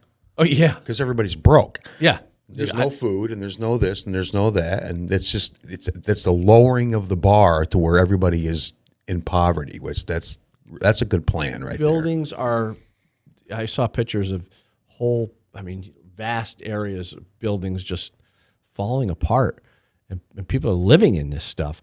And, if my lawn isn't mowed, I'm concerned. I want to make sure that the lawn looks nice. These people have their roofs caving in, and the plaster and the concrete is falling off the face of the buildings, and they're just lucky to have a place to sleep. What the hell are we doing? And why are we giving Democrats any kind of legitimate seat in this negotiation? I agree. Why are we even allowing them? Not that we can control their speech, but why are we even entertaining their thought, their conversation about socialism and about mandatory vaccines? Why are we even entertaining that? Well, I think the media is just letting that stuff get out so everybody sees it while they're controlling all the other stuff that they don't want to get out. There's no counter arguments. The other day, all the tech people agreed. This stuff come out from Facebook where they had emails from government officials saying, okay, don't let people see this and don't put this up on the social media. So they're censoring people with the consent and the direction of the government. And on the other side of that, they're letting, like you say, Democrats say whatever they want to say. I mean, we hear people say stuff and it's like, wait a minute, that's not true, or that's not right, or what's the other arguments for this stuff? And that's the problem, is that if we're an intelligent populace, we're supposed to be able to entertain different arguments and make up our own minds about things. That's the whole idea of liberty and states' rights and all kinds of things like that just get, now all this stuff is just, I'm hitting this over and over, pushed under the rug. And you're right. You're going to see one side, and that side is all telling you the same thing, and it's all about control. And that leads to what? Cuba? Yeah, and it's just Venezuela? amazing to me that some people can't see it. There are people protesting in the streets demanding that the government take control of their lives, demanding that the government remove their ability to own guns, for instance. Right. It's just astonishing to me that people can be so stupid to have this beautiful exercise and experiment in self-governing where the people decide what's best for them through their state representatives. And the states are independent of the federal government, and the federal government oversees certain federal issues, but ultimately it comes down to the rights of the people. So we have this beautiful experiment in self-governing, and people want to give it away. They don't understand the idea of the country, I think, because what you just described was the idea of what the country was supposed to be. It's all based on personal liberty And then it goes to the local levels, and it goes to the state levels, and the federal government is only there to be the big basket that we're all sitting inside of. It's not supposed to tell us what to do and dictate our daily lives for us. But I don't think a lot of people understand that. Apparently not. But it's weird when you watch people who look at other countries and they don't see all the negative stuff that happens when you let that get away from you.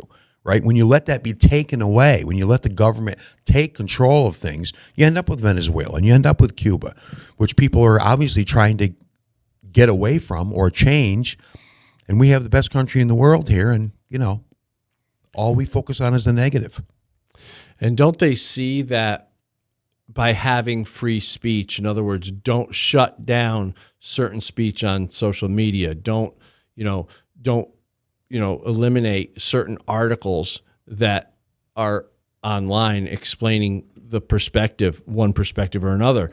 Don't they understand that when you start doing that stuff, that you're on the path to Cuba?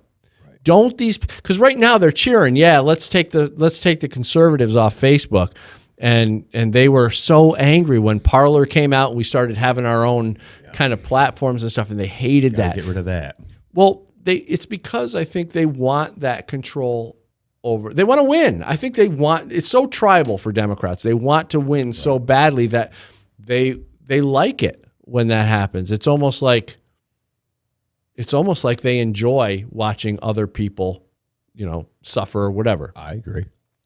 And I know that's kind of a projection on my part, but because I think it's a part of human nature. I think maybe we've all experienced that. I know I have. So it's not good though. When you feel that way, you need to catch yourself and say, wait a minute, this isn't good. Why do I want somebody else to lose? Well, because that can turn around at any time. Well, that was the point I was going to get to. It's the process that's important, and I think a lot of people just get caught up in the content. What's our goal? We have to win this. Okay, right.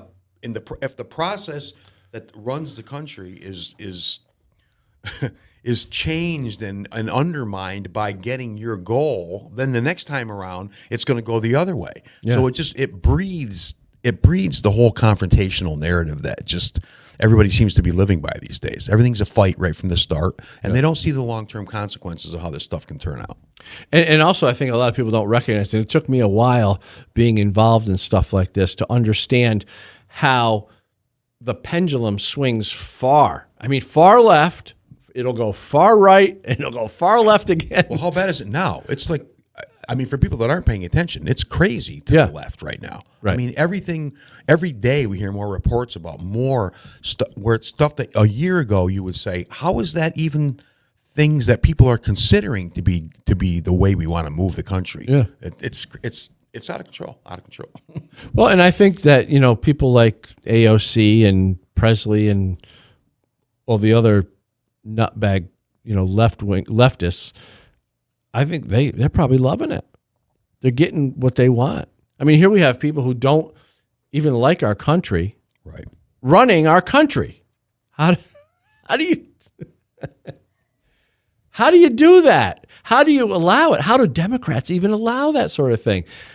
We have people who hate America running America, making decisions on behalf of American people. Right. Unbelievable. You would have never, 20, 30 years ago, you would have never thought that it could get this bad. Progress. Yeah. Oh, yeah, it's progress. All right. So I wanted to get to something else. We talked a little bit about the Cubans and how they're rising up. But right here in America, we've always had certain politicians and bureaucrats trying desperately to destroy the Second Amendment, destroy the rights of people to keep and bear arms, primarily because they don't want those people rising up against them, as we're seeing in Cuba.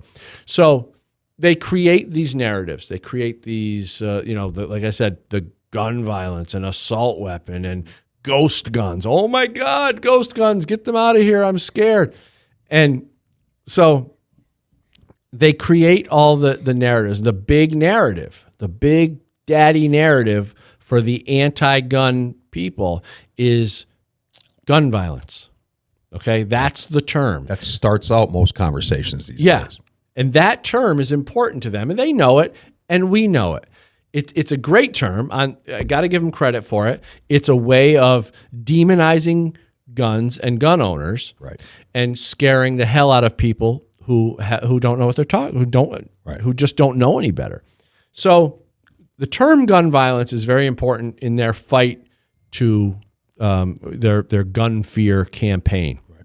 All right. So that being said, we have ever infamous Governor Cuomo, who issues an executive order declaring gun violence in New York a disaster emergency. Okay, so now you're thinking, oh my God, gun violence is so bad that the governor of New York had to declare a disaster emergency for gun violence. And as you look into what his plan is, which is really a very vague and weak plan, all talking points that that they've always said.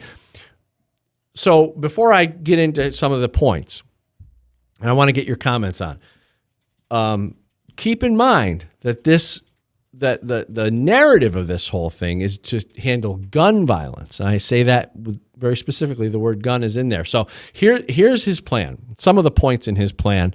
Basically, the governor outlined a comprehensive plan composed of 7 key areas, all within the aim of quelling the gun violence surge. Remember, this is all about gun violence, but when you get into the plan, the purpose is, it says the first steps in a comprehensive plan, Cuomo outlined 7 key areas, all with the aim of quelling gun violence. The key areas are: 1, treat gun violence like the emergency public health it is.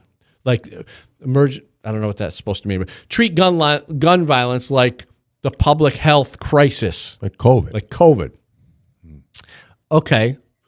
That doesn't sound like it's anything related to guns. It sounds more like they're going to take another policy, like the COVID policies, and apply it in this. But anyway, moving on. Number 2, target hotspots with data and science. What does this mean? Hotspots. They're going to, yeah. Can you explain that? Part 2 of the plan is target hotspots with data and science. Hotspots of what? How do you know where violence is going to happen until it happens? You don't Good know, point. First of all. And what is the data and science? Remember, Democrats are all about data and science, all about the science. I'd love to see a chart on that. I'd love to see what that means. So that means absolutely nothing. It has nothing to do with guns. The next one is positive engagement for at-risk youth. Okay, what does that mean, positive engagement? What, are you going to just go to the at-risk youth and talk nice to them? Basketball courts? What is that? Okay, maybe. There was also a piece that's not in this list that talked about creating jobs for inner city, low income people. Right. Do they want jobs? I don't know. Probably not if they're getting free welfare and stuff. So they probably don't even want the job. Very confusing. But again, doesn't really address the guns yet. They're not quite hitting the gun stuff yet. You're only 3 or 4 points down there. Okay, well, maybe we'll get there. The next piece of Cuomo's plan is break the cycle of escalating violence. Okay, again, what is that? What the hell does that mean? Break the cycle of escalating violence. You have to know the cause of the violence in order to do that, right? You have to know where it is. Right. What's the cause? Who's doing it? Right? Science. But yeah, maybe science will tell us. Maybe their data and science will answer the question. Okay, still not really anything about guns yet, is it? Not really about guns. Seems to be we're talking a lot about people stuff, right? Okay.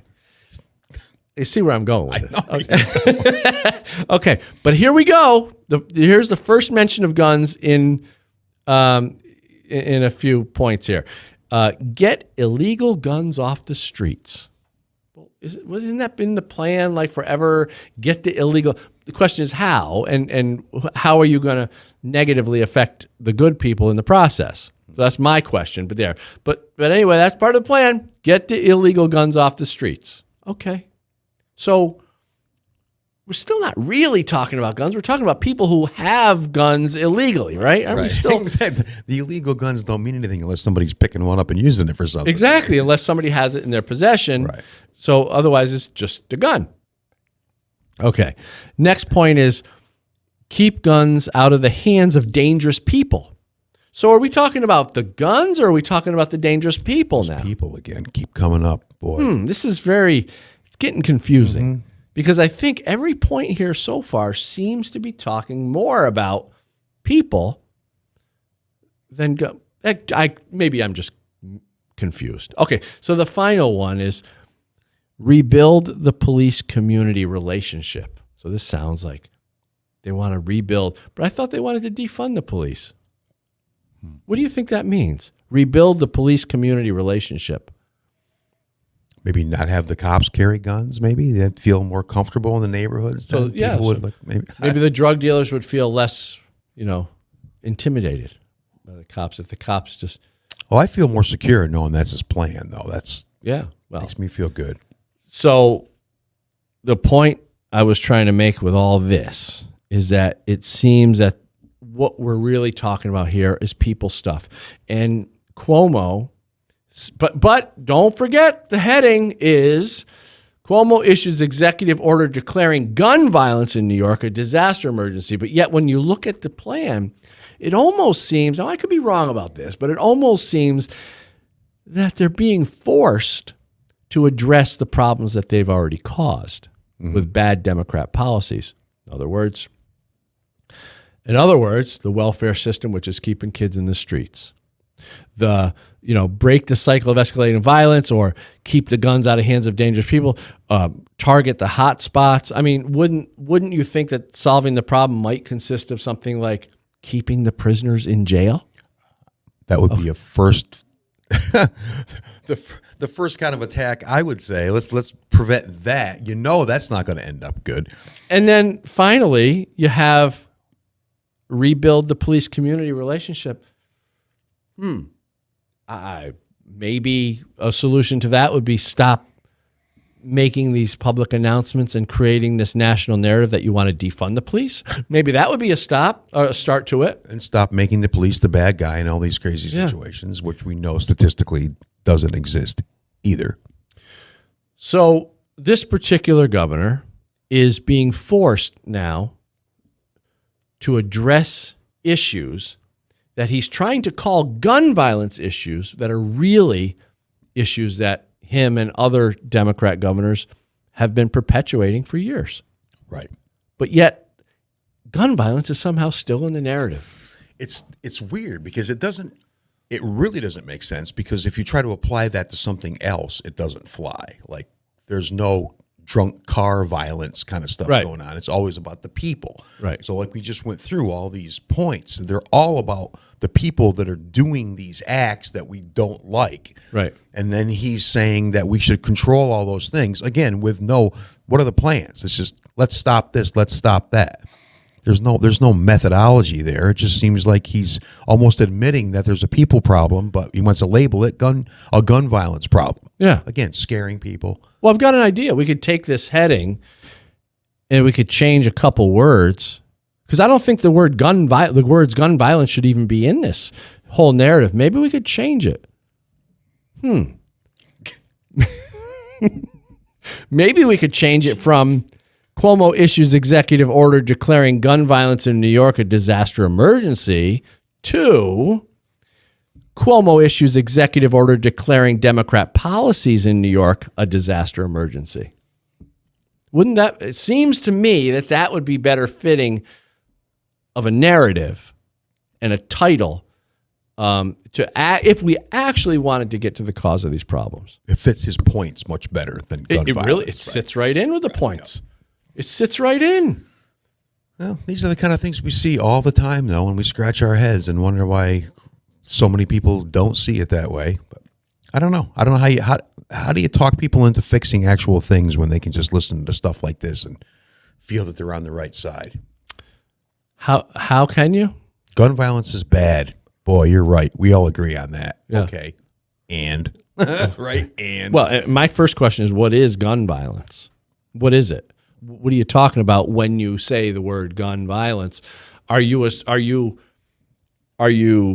presupposing or are you implying that guns are violent?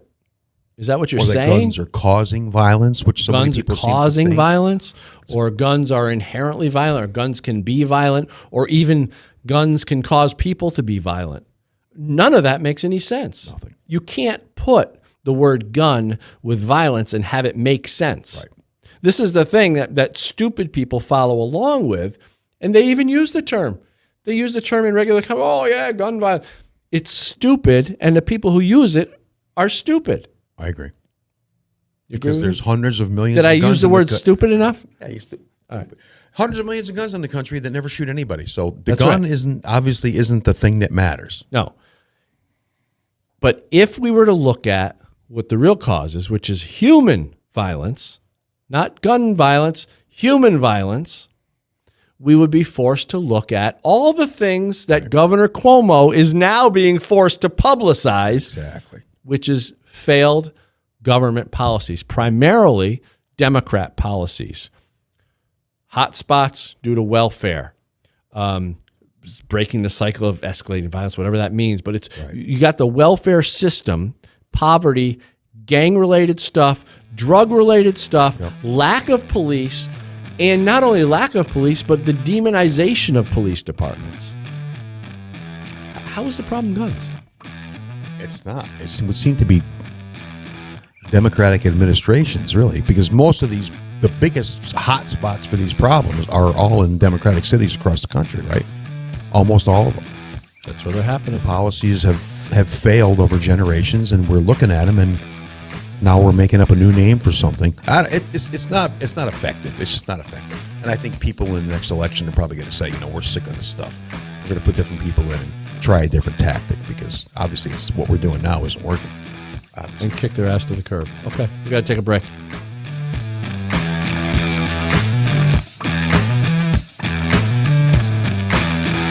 I'm Danny Watts Jr., producer of The Loaded Mic. I just wanted to let you know that you can find us at Simul TV, Right America Media, YouTube, and Rumble.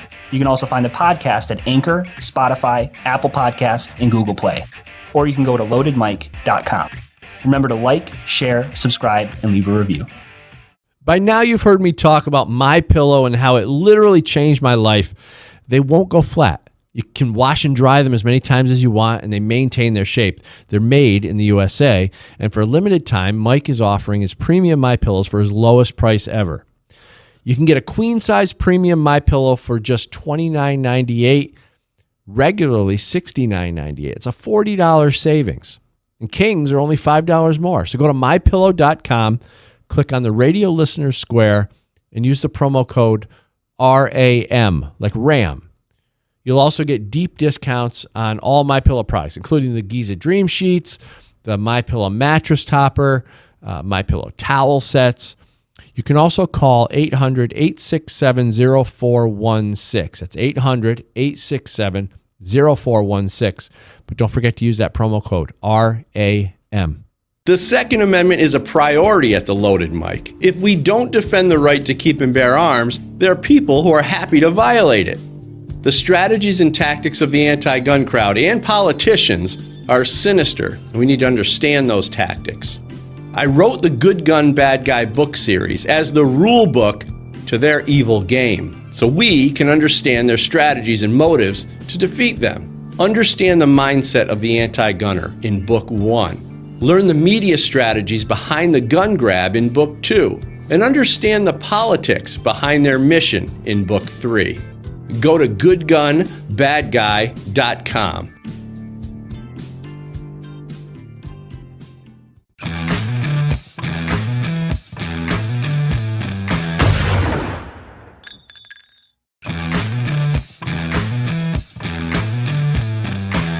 All right, we're back, and I got another topic here that I wanted to hit on. I got two more topics, and they both involve Texas. There was I'll read the headline here. Army sergeant indicted on murder and aggravated assault charges after fatally shooting an Austin protester, Garrett Foster. in 2020. He says, after an altercation during a protest against police brutality last summer, police said, Perry argues it was in self-defense. And let's see, Travis County grand jury on Thursday indicted Army Sergeant Daniel Perry on charges of murder, aggravated assault, deadly conduct after he shot and killed Garrett Foster, an armed protester in downtown Austin. The former Fort Hood soldier, which is the one who got shot. No, I'm sorry. The former Fort Hood soldier is Daniel Perry, the shooter. Yeah, well, the guy was defending his life, I'd rather say, because ultimately, when we find out, the protester pulled an AK-47, put it to the window of Daniel. So I'll get into some anyway. Is there video of this? Actually, we have a little clip, so I'm going to show you the little clip in a minute. Foster, who was 28, and they put white man. Why do they put that? Why do they put that in the article? Foster, 28, white man. Qualifiers in there all the time. Seen openly carrying an AK-47 rifle at the time, which is legal. There were conflicting accounts as to whether Foster raised the rifle to the driver first, but seconds later, Perry, who was also legally armed, shot and killed Foster and fled the area. He called the police and reported what happened, claiming he shot in self-defense after Foster aimed his weapon at him. Perry is also a white man. They feel that that's important for you to know. White on white crime. White on white crime. So whatever that's supposed to mean, I don't know why that's... Quality is. We gotta And this is an article, by the way, from the Texas Tribune by someone named Reese Oxner. I don't know. So anyway... If it says the case and Foster's death sparked outrage and debates over protester safety.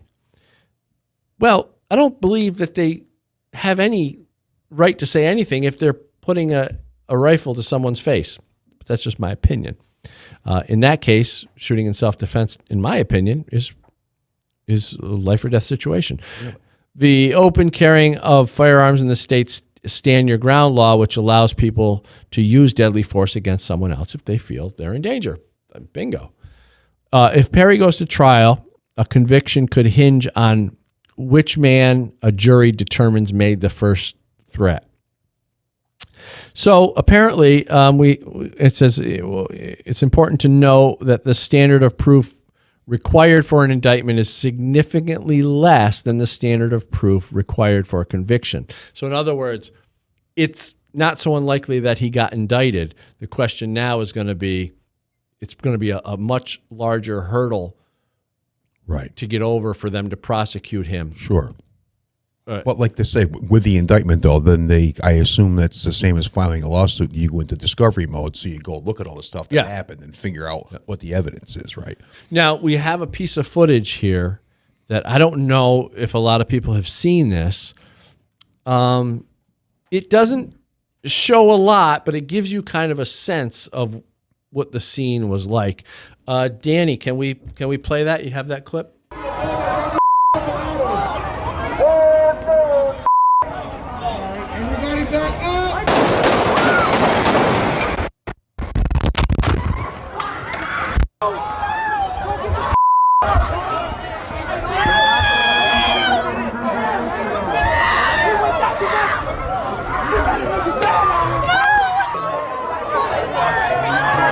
Someone got shot.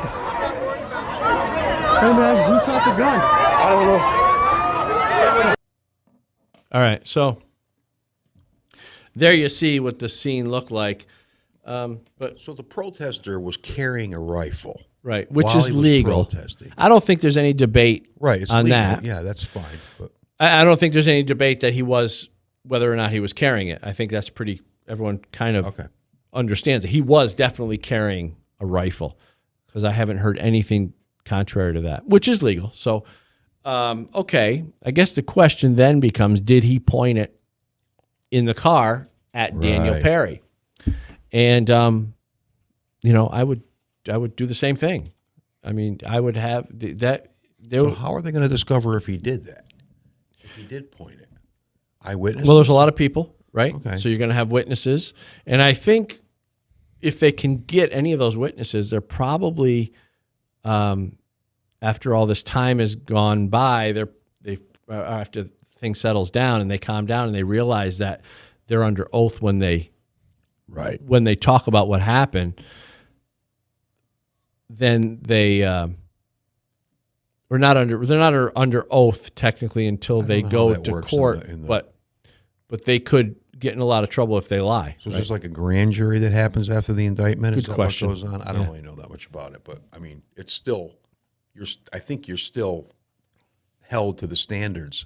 We should find out about that. I don't really know. I don't want to say. Well, and the point is that there's going to be witnesses and there's going to be video. You know there's going to be video. Now, the video that we have may not be the only piece. There might be other videos. There might be from other angles so you can see, what happened. But that would be good to know because that would be data and science right there. We would know which gun caused the violence. Well, yeah, but, the data and science is not always good when it comes from the side that they don't want. So it's often not good. Then it's not accurate. So then they have another set of data and science that is accurate, when they're trying to fulfill the narrative. But if you give them contradicting data and science, and that's just no good. Ban it from social media so you can't talk about it. That's how it works. Ban it. What a Just ban rabbit it. hole. We're stuck. It's terrible. So that was a year ago that happened, though, right? When that event Yes. happened? Right, okay. Yep. And what else happened in Texas? Got something? Well, this was kind of fun. Is this about the people on the plane? Yes. And I don't want to say too much about this. I want to play the clip. So as soon as Danny's ready with the clip, we want to play the clip and then we can talk about it because this was freaking awesome. You gotta love Governor Abbott at times. Most of the time, I think he's doing a pretty good job. But this is good. So go ahead. We have special sessions that last 30 days, and the governor calls them, and I will continue calling special session after special session because overtime is going to continue until they step up to vote. But Laura, I have to point this out. The thesis that they are operating under is completely false because what the Texas law does doesn't hinder anybody's ability to vote. In fact, interestingly, what Texas is seeking to do is to add additional hours to vote. Texas has 12 days of early voting, and the hours of which will be expanded, and we will ensure that hours are expanded on Election Day also, so their entire thesis is completely wrong. And compare early voting in Texas with early voting that we have in Delaware. Texas has 12 days of early voting. Delaware has 0 days of early voting. Why am I picking on Delaware? Because that is where the president himself voted in the last election. And if anybody wants to talk about voter suppression, they should be talking about Delaware, not Texas. Yeah. Okay. So what he's saying there is these Texas Democrats decided that they didn't want to vote on these bills. They didn't want to be They didn't want to be voting on voter suppression laws, right? Right. That's what they didn't want to do, right? Got So they get on a plane, taxpayer expense. They fly out of the state to Washington, D.C., and there's photos. It's hysterical because there's photos of none of them wearing masks. They're all laughing and smiling, taking selfies, and thinking that they're getting away with something. So what Governor Abbott is saying is they have 30 days to get back into town until he will put up another thing that they need to vote on. He's going to keep them out of the state by putting up votes every 30 days. right. So if they come back in, because he's going to arrest them. They're going to be arrested when they come back into the state. And they know that. So they want to wait till this thing expires, but he's going to put another one in place to keep them either away or keep it available to him so he can have them arrested. Because what they're doing is they're violating their oath. They're not doing their job. Right. They're being paid, and they're being paid to represent the people, and their job is to be in there voting on these things and getting stuff done. Instead, they decided they didn't want to anymore, and they just left. Plus, I heard at least 3 of them got COVID, right? Oh, that's like the icing on the cake. That's hysterical. And they were vaccinated. Right. And they're all on the plane together. It's pretty all on the plane together. What do you make of that? What's the data and science of that? I'm more confused than before we started. Well, they're gonna have different arguments for that. So each one of these things they're gonna have a different argument for. They're gonna, the vaccination's only to make the symptoms less. It doesn't stop it anymore. Oh, okay. Well, I thought it was supposed to stop it. Well, then if it doesn't stop the virus, then I don't think I'm gonna get it. So is that okay with you? Oh, no. You gotta have it because everybody's gotta have it. So anyway. 3 Democrats from Texas on that plane were, they have COVID. How is that possible if they were vaccinated? Well, I think it's obvious because maybe the vaccination doesn't work. I'm confused. Could that be it?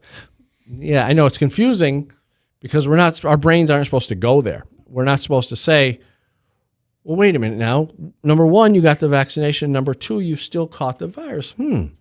Maybe the vaccination doesn't work, but we're not supposed to say that. Somehow, at least part of the time, at least something that we should be having a conversation about. And that's the problem with all this stuff is like, just let us have the conversations. Let us have the information, and then we can talk about it and maybe figure something out. Because I don't see a lot of progress being made the way things are now. It's still left against right, fighting against each other, making the other guy wrong because he's not doing what you think he should do. And then something like this happens, which flies right in the face of all the arguments we're getting from the left, and we can't even, and nobody's discussing it. What's going on? Yeah. Well, it's a good question, and I think we should be talking about it. I'm not afraid to talk about it. And I think a lot of these things, well, back to, and not to backtrack, but the protest thing is what I've been telling people the last week is that protesters in general, I wish that a lot of these groups they're getting together to protest. Why don't they get together and file a class action suits? Because then the whole process can go into discovery, so we can actually find out information about all these things that happen. Like who got arrested in Saratoga last week? Where were they from? What were they doing? Yeah. What was the purpose of the protest? Who organized it? Who paid for it? All that stuff that you never know, but if it went into a lawsuit, you would find out who was responsible for what, instead of just protesting and making everybody else the bad guy. Yeah. Well, speaking of Saratoga, we had 2 protests, 2 nights in a row, where BLM blocked the streets of Broadway. Now, if people don't know Saratoga Springs is really a beautiful place. I mean, we have it all in Saratoga. The only thing we have horrible winters, but we have it all. We have the racetrack, we have beautiful parks, there's lots of money in Saratoga. It's a great city. Unfortunately, it's run by Democrats. And anytime you have that, they seem to want to flush all the good stuff down the toilet. So this supervisor we have says she gets caught on video saying that she's the boss of the sheriff's, of all the cops. Right, I read that. She said, don't worry, I'm their boss. And then our sheriff, who is really, I think, doing a fantastic job. He posts that he says, "Wait a minute, you're not the boss here. I make the calls here." And that's how the sheriff is, right? They're technically in charge of all the law enforcement stuff that happens under their jurisdiction. Yeah. They're the ones that are in charge. Yeah, yeah. And I think our sheriff, Saratoga County Sheriff. Well, is plus doing those a good protests happened right when track season started, right? That was the idea, because they know, and people don't know this about Saratoga Springs. We have the harness track, and people come to Saratoga for horse race season. And every year, it's the same for us people who live here. It's like, oh my God, here they come again, because the tourists just load up our city, and we can't get around. We can't go to our restaurants and stuff. So sometimes locals get a little annoyed, although it's a good thing because we have that tourist kind of, which we didn't have last year because of COVID. Exactly. The city went through a whole year of no income from that stuff. Now they're just coming back, and the first thing they see downtown is protests. Exactly. Effective from the protesters' perspective, I guess, as far as getting news coverage and stuff. But again, what are we trying to accomplish here? And the Saratoga police officers, Saratoga Springs police officers, do a good job. I mean, I'll see these guys every once in a while and say thank you for doing a good job. Unfortunately, have a Democrat mayor and a Democrat supervisor, and they seem to want to support BLM. They want to support the bad guys. They want to support the criminals. They want to support the obnoxious jerks who try to disrupt our city. So anyway, hopefully, and I think our sheriff will do the right thing. He always does. He always does a good thing. Good. Anyway, so that's local stuff. I know people aren't really interested in the local stuff as they're watching from all over the country. But it's just an example of how Democrats can destroy a good thing. Give a city to Democrats for long enough. Look at Chicago, Detroit, all the hot spots, all the hot spots. Baltimore. You're really stupid if you think that Democrats are ever going to bring these cities back. And people think it. They keep voting for them. Well, people that want to live and work and have businesses in places are not going to tolerate criminal activity, right? They're just not. They're going to leave, and that's probably what's happening. How many people have moved out of New York in the last year and a half? Crazy. Well, the problem is I think a lot of these people will try to tolerate it for as long as they possibly can until they go broke. And unfortunately, at that point, it's too late. When the buildings are all boarded up and they're painting Black Lives Matter in the streets, and we have that in Albany. In Albany, really? Lark Street? Yeah, I haven't seen Did I tell you I was driving a couple months ago? And I haven't been on the downtown Albany in a while. I don't drive. My studio's on the outskirts, so I don't drive through. But I was driving up Delaware Avenue, Lark Street, which is the cool street in town, and I'm like, whoa, what's going on? And I couldn't figure out why I was feeling disoriented. It might have been raining and the street lights were on, and I don't see that well at night anyway. But what I realized, what was distracting me was like the giant BLM that went for like a whole block or two painted on the street, which was reflecting all the lights in different ways, the yellow and the black letters and all this crazy stuff. And I didn't realize what it was till I got down, and I'm like, the whole street's painted. It's just... So who approved that? I don't know. Mayor the mayor must have approved. Sheehan? Mayor Sheehan. She's a piece of work. This is it's just so clear to me, and it's like, okay, this doesn't work. Accommodating these domestic terror groups, accommodating them and trying to play nicey nice with them doesn't work. What about the Minneapolis mayor? He was I think it was Minneapolis. He was in the streets with them, cheering them on, saying, I'm one of you, trying to be one of them. And they're like, get the hell out of here. We don't want you. It just goes to show that the basics ideas behind these organizations is not helping people. Right? It's not bringing people together.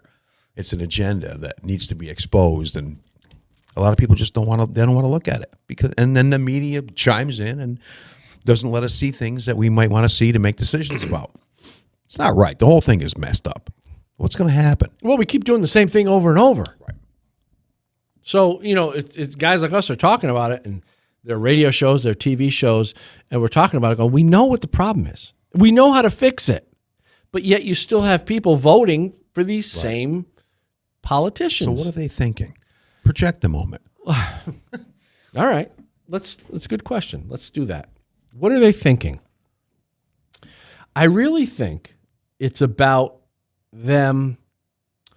Well, it's probably two things. They don't have the accurate data. All they hear is the basic bullet points. Democrats good, Republicans bad. Right. Democrats want to help you and give you money. Republicans want to shoot you with their guns. Shoot you with their guns, right? Exactly. So it's the basic, very simple narratives and bullet point messaging. And I think a lot of them who don't watch the news and don't figure out this stuff for themselves, they go, "Oh, okay, yeah, it must be true." And by the way, my parents voted Democrat and my grandparents voted Democrat, so I'll vote Democrat too. Right.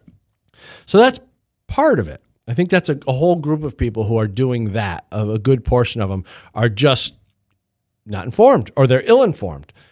And then you have another whole section of people who I think these are the so-called sophisticates. These are the so-called intellectually superior Democrats, the ones who think they're intellectually, the ones who think they're morally superior. Like Cuomo. And I think they know what's going on. But they also know, couple things that if they go the other way, they're going to get demonized by their own party and their own friends and their own peers. Right. So they don't want to do that. And also, I think they have a bit of, and here's the projection, I think they have a bit of vengeance and they want to see Republicans lose because they've been so conditioned to hate Republicans. Right. It's all based on fear. The whole base under the narrative is fear, which is pretty scary. I mean, because that's part of the Alinsky handbook stuff too, is right. You create this environment of fear among the populace, and then they'll pretty much believe everything because they're always afraid that something's going to happen to them. Yeah. I mean, you watch the news, even the local news, and it's like all this negative stuff, and I don't understand where they're going with that. I don't think anybody knows where they're going with it. It's just part of the program now, right? And it just runs on its own. It's gotten to the point where now it's just that's the setup, that's the format for all the programming. So you just throw stuff in there. Ooh, gun violence. Ooh, this, COVID. Ooh, vaccines. Ooh, this. And everybody's going, well, and Robert Cialdini in his, which book is Influence? He had a term for that kind of stuff. It's called the click-whir response. Like once you get a machine set up a certain way, you put something in and press the button, click, whir, the outcome comes out. They always react the same way. Yeah. They always run the same reasoning process, and that's what you can expect after a while. And I think we've reached that point where people are just, well, when it comes to the vaccines and stuff, have you been vaccinated? No. Well, stay away from me because I've been vaccinated. Like, is that a rational conversation in 2021? It's nuts. No, it's not rational, but they do it, and they're justified in doing it, I guess, because they get the support that they need to continue to do it. They get the support from the media. They get the support from their peers.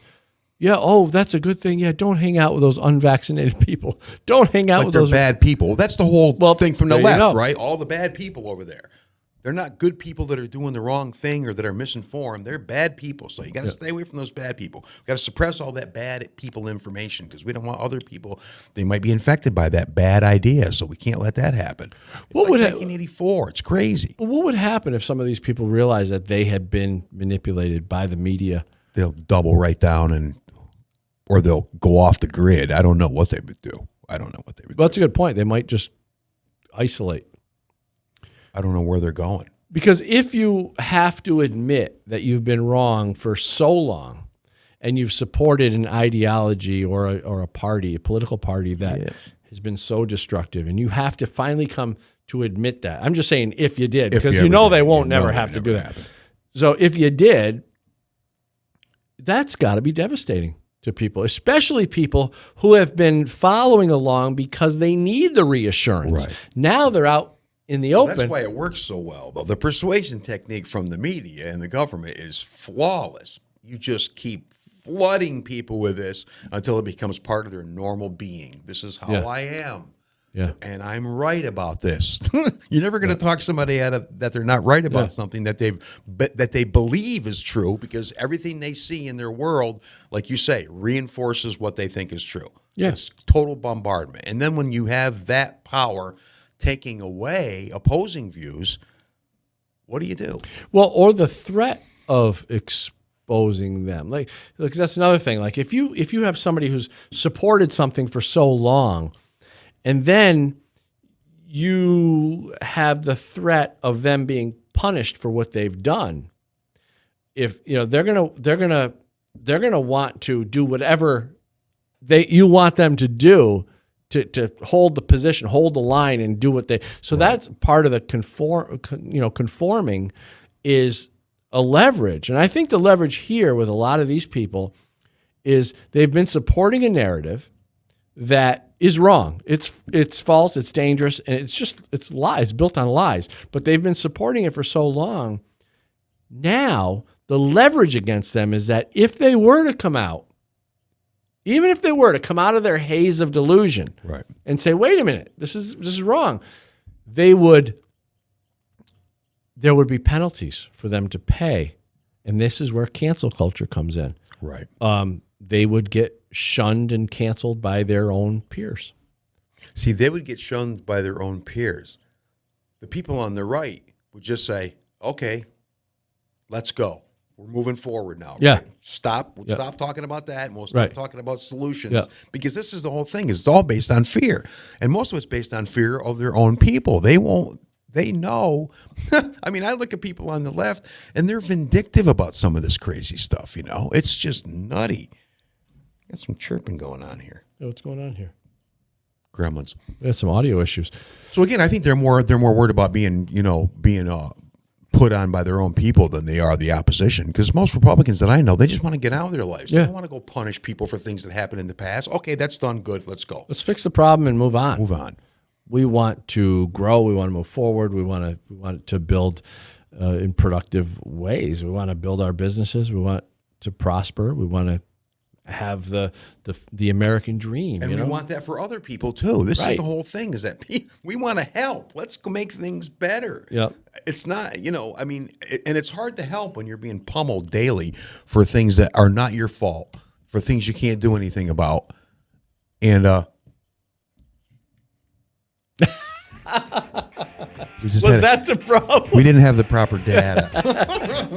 We didn't have the proper. The carbonated water making the noise. If only people, I don't know if you can even hear that on the mics, but it was John's. That's pretty cute. Let me show. It was John's water bottle, and it's carbonated, and the cap was open just a little bit, so it was chirping, and we thought it was the soundboard here. We have a little soundboard here for our headphones, but. Very easy to be misled. We didn't have the correct data. That's a great point. We're trying to solve a problem. Okay. Jump to a conclusion that was not true based on a false premise. And we're getting the wrap up too. So good conversation, John. Thanks. Thanks, Danny.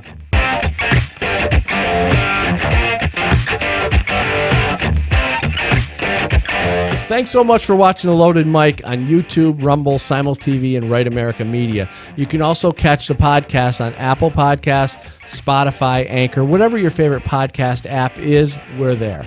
I'm Dan Wass, and the Second Amendment is not a privilege, it's your right.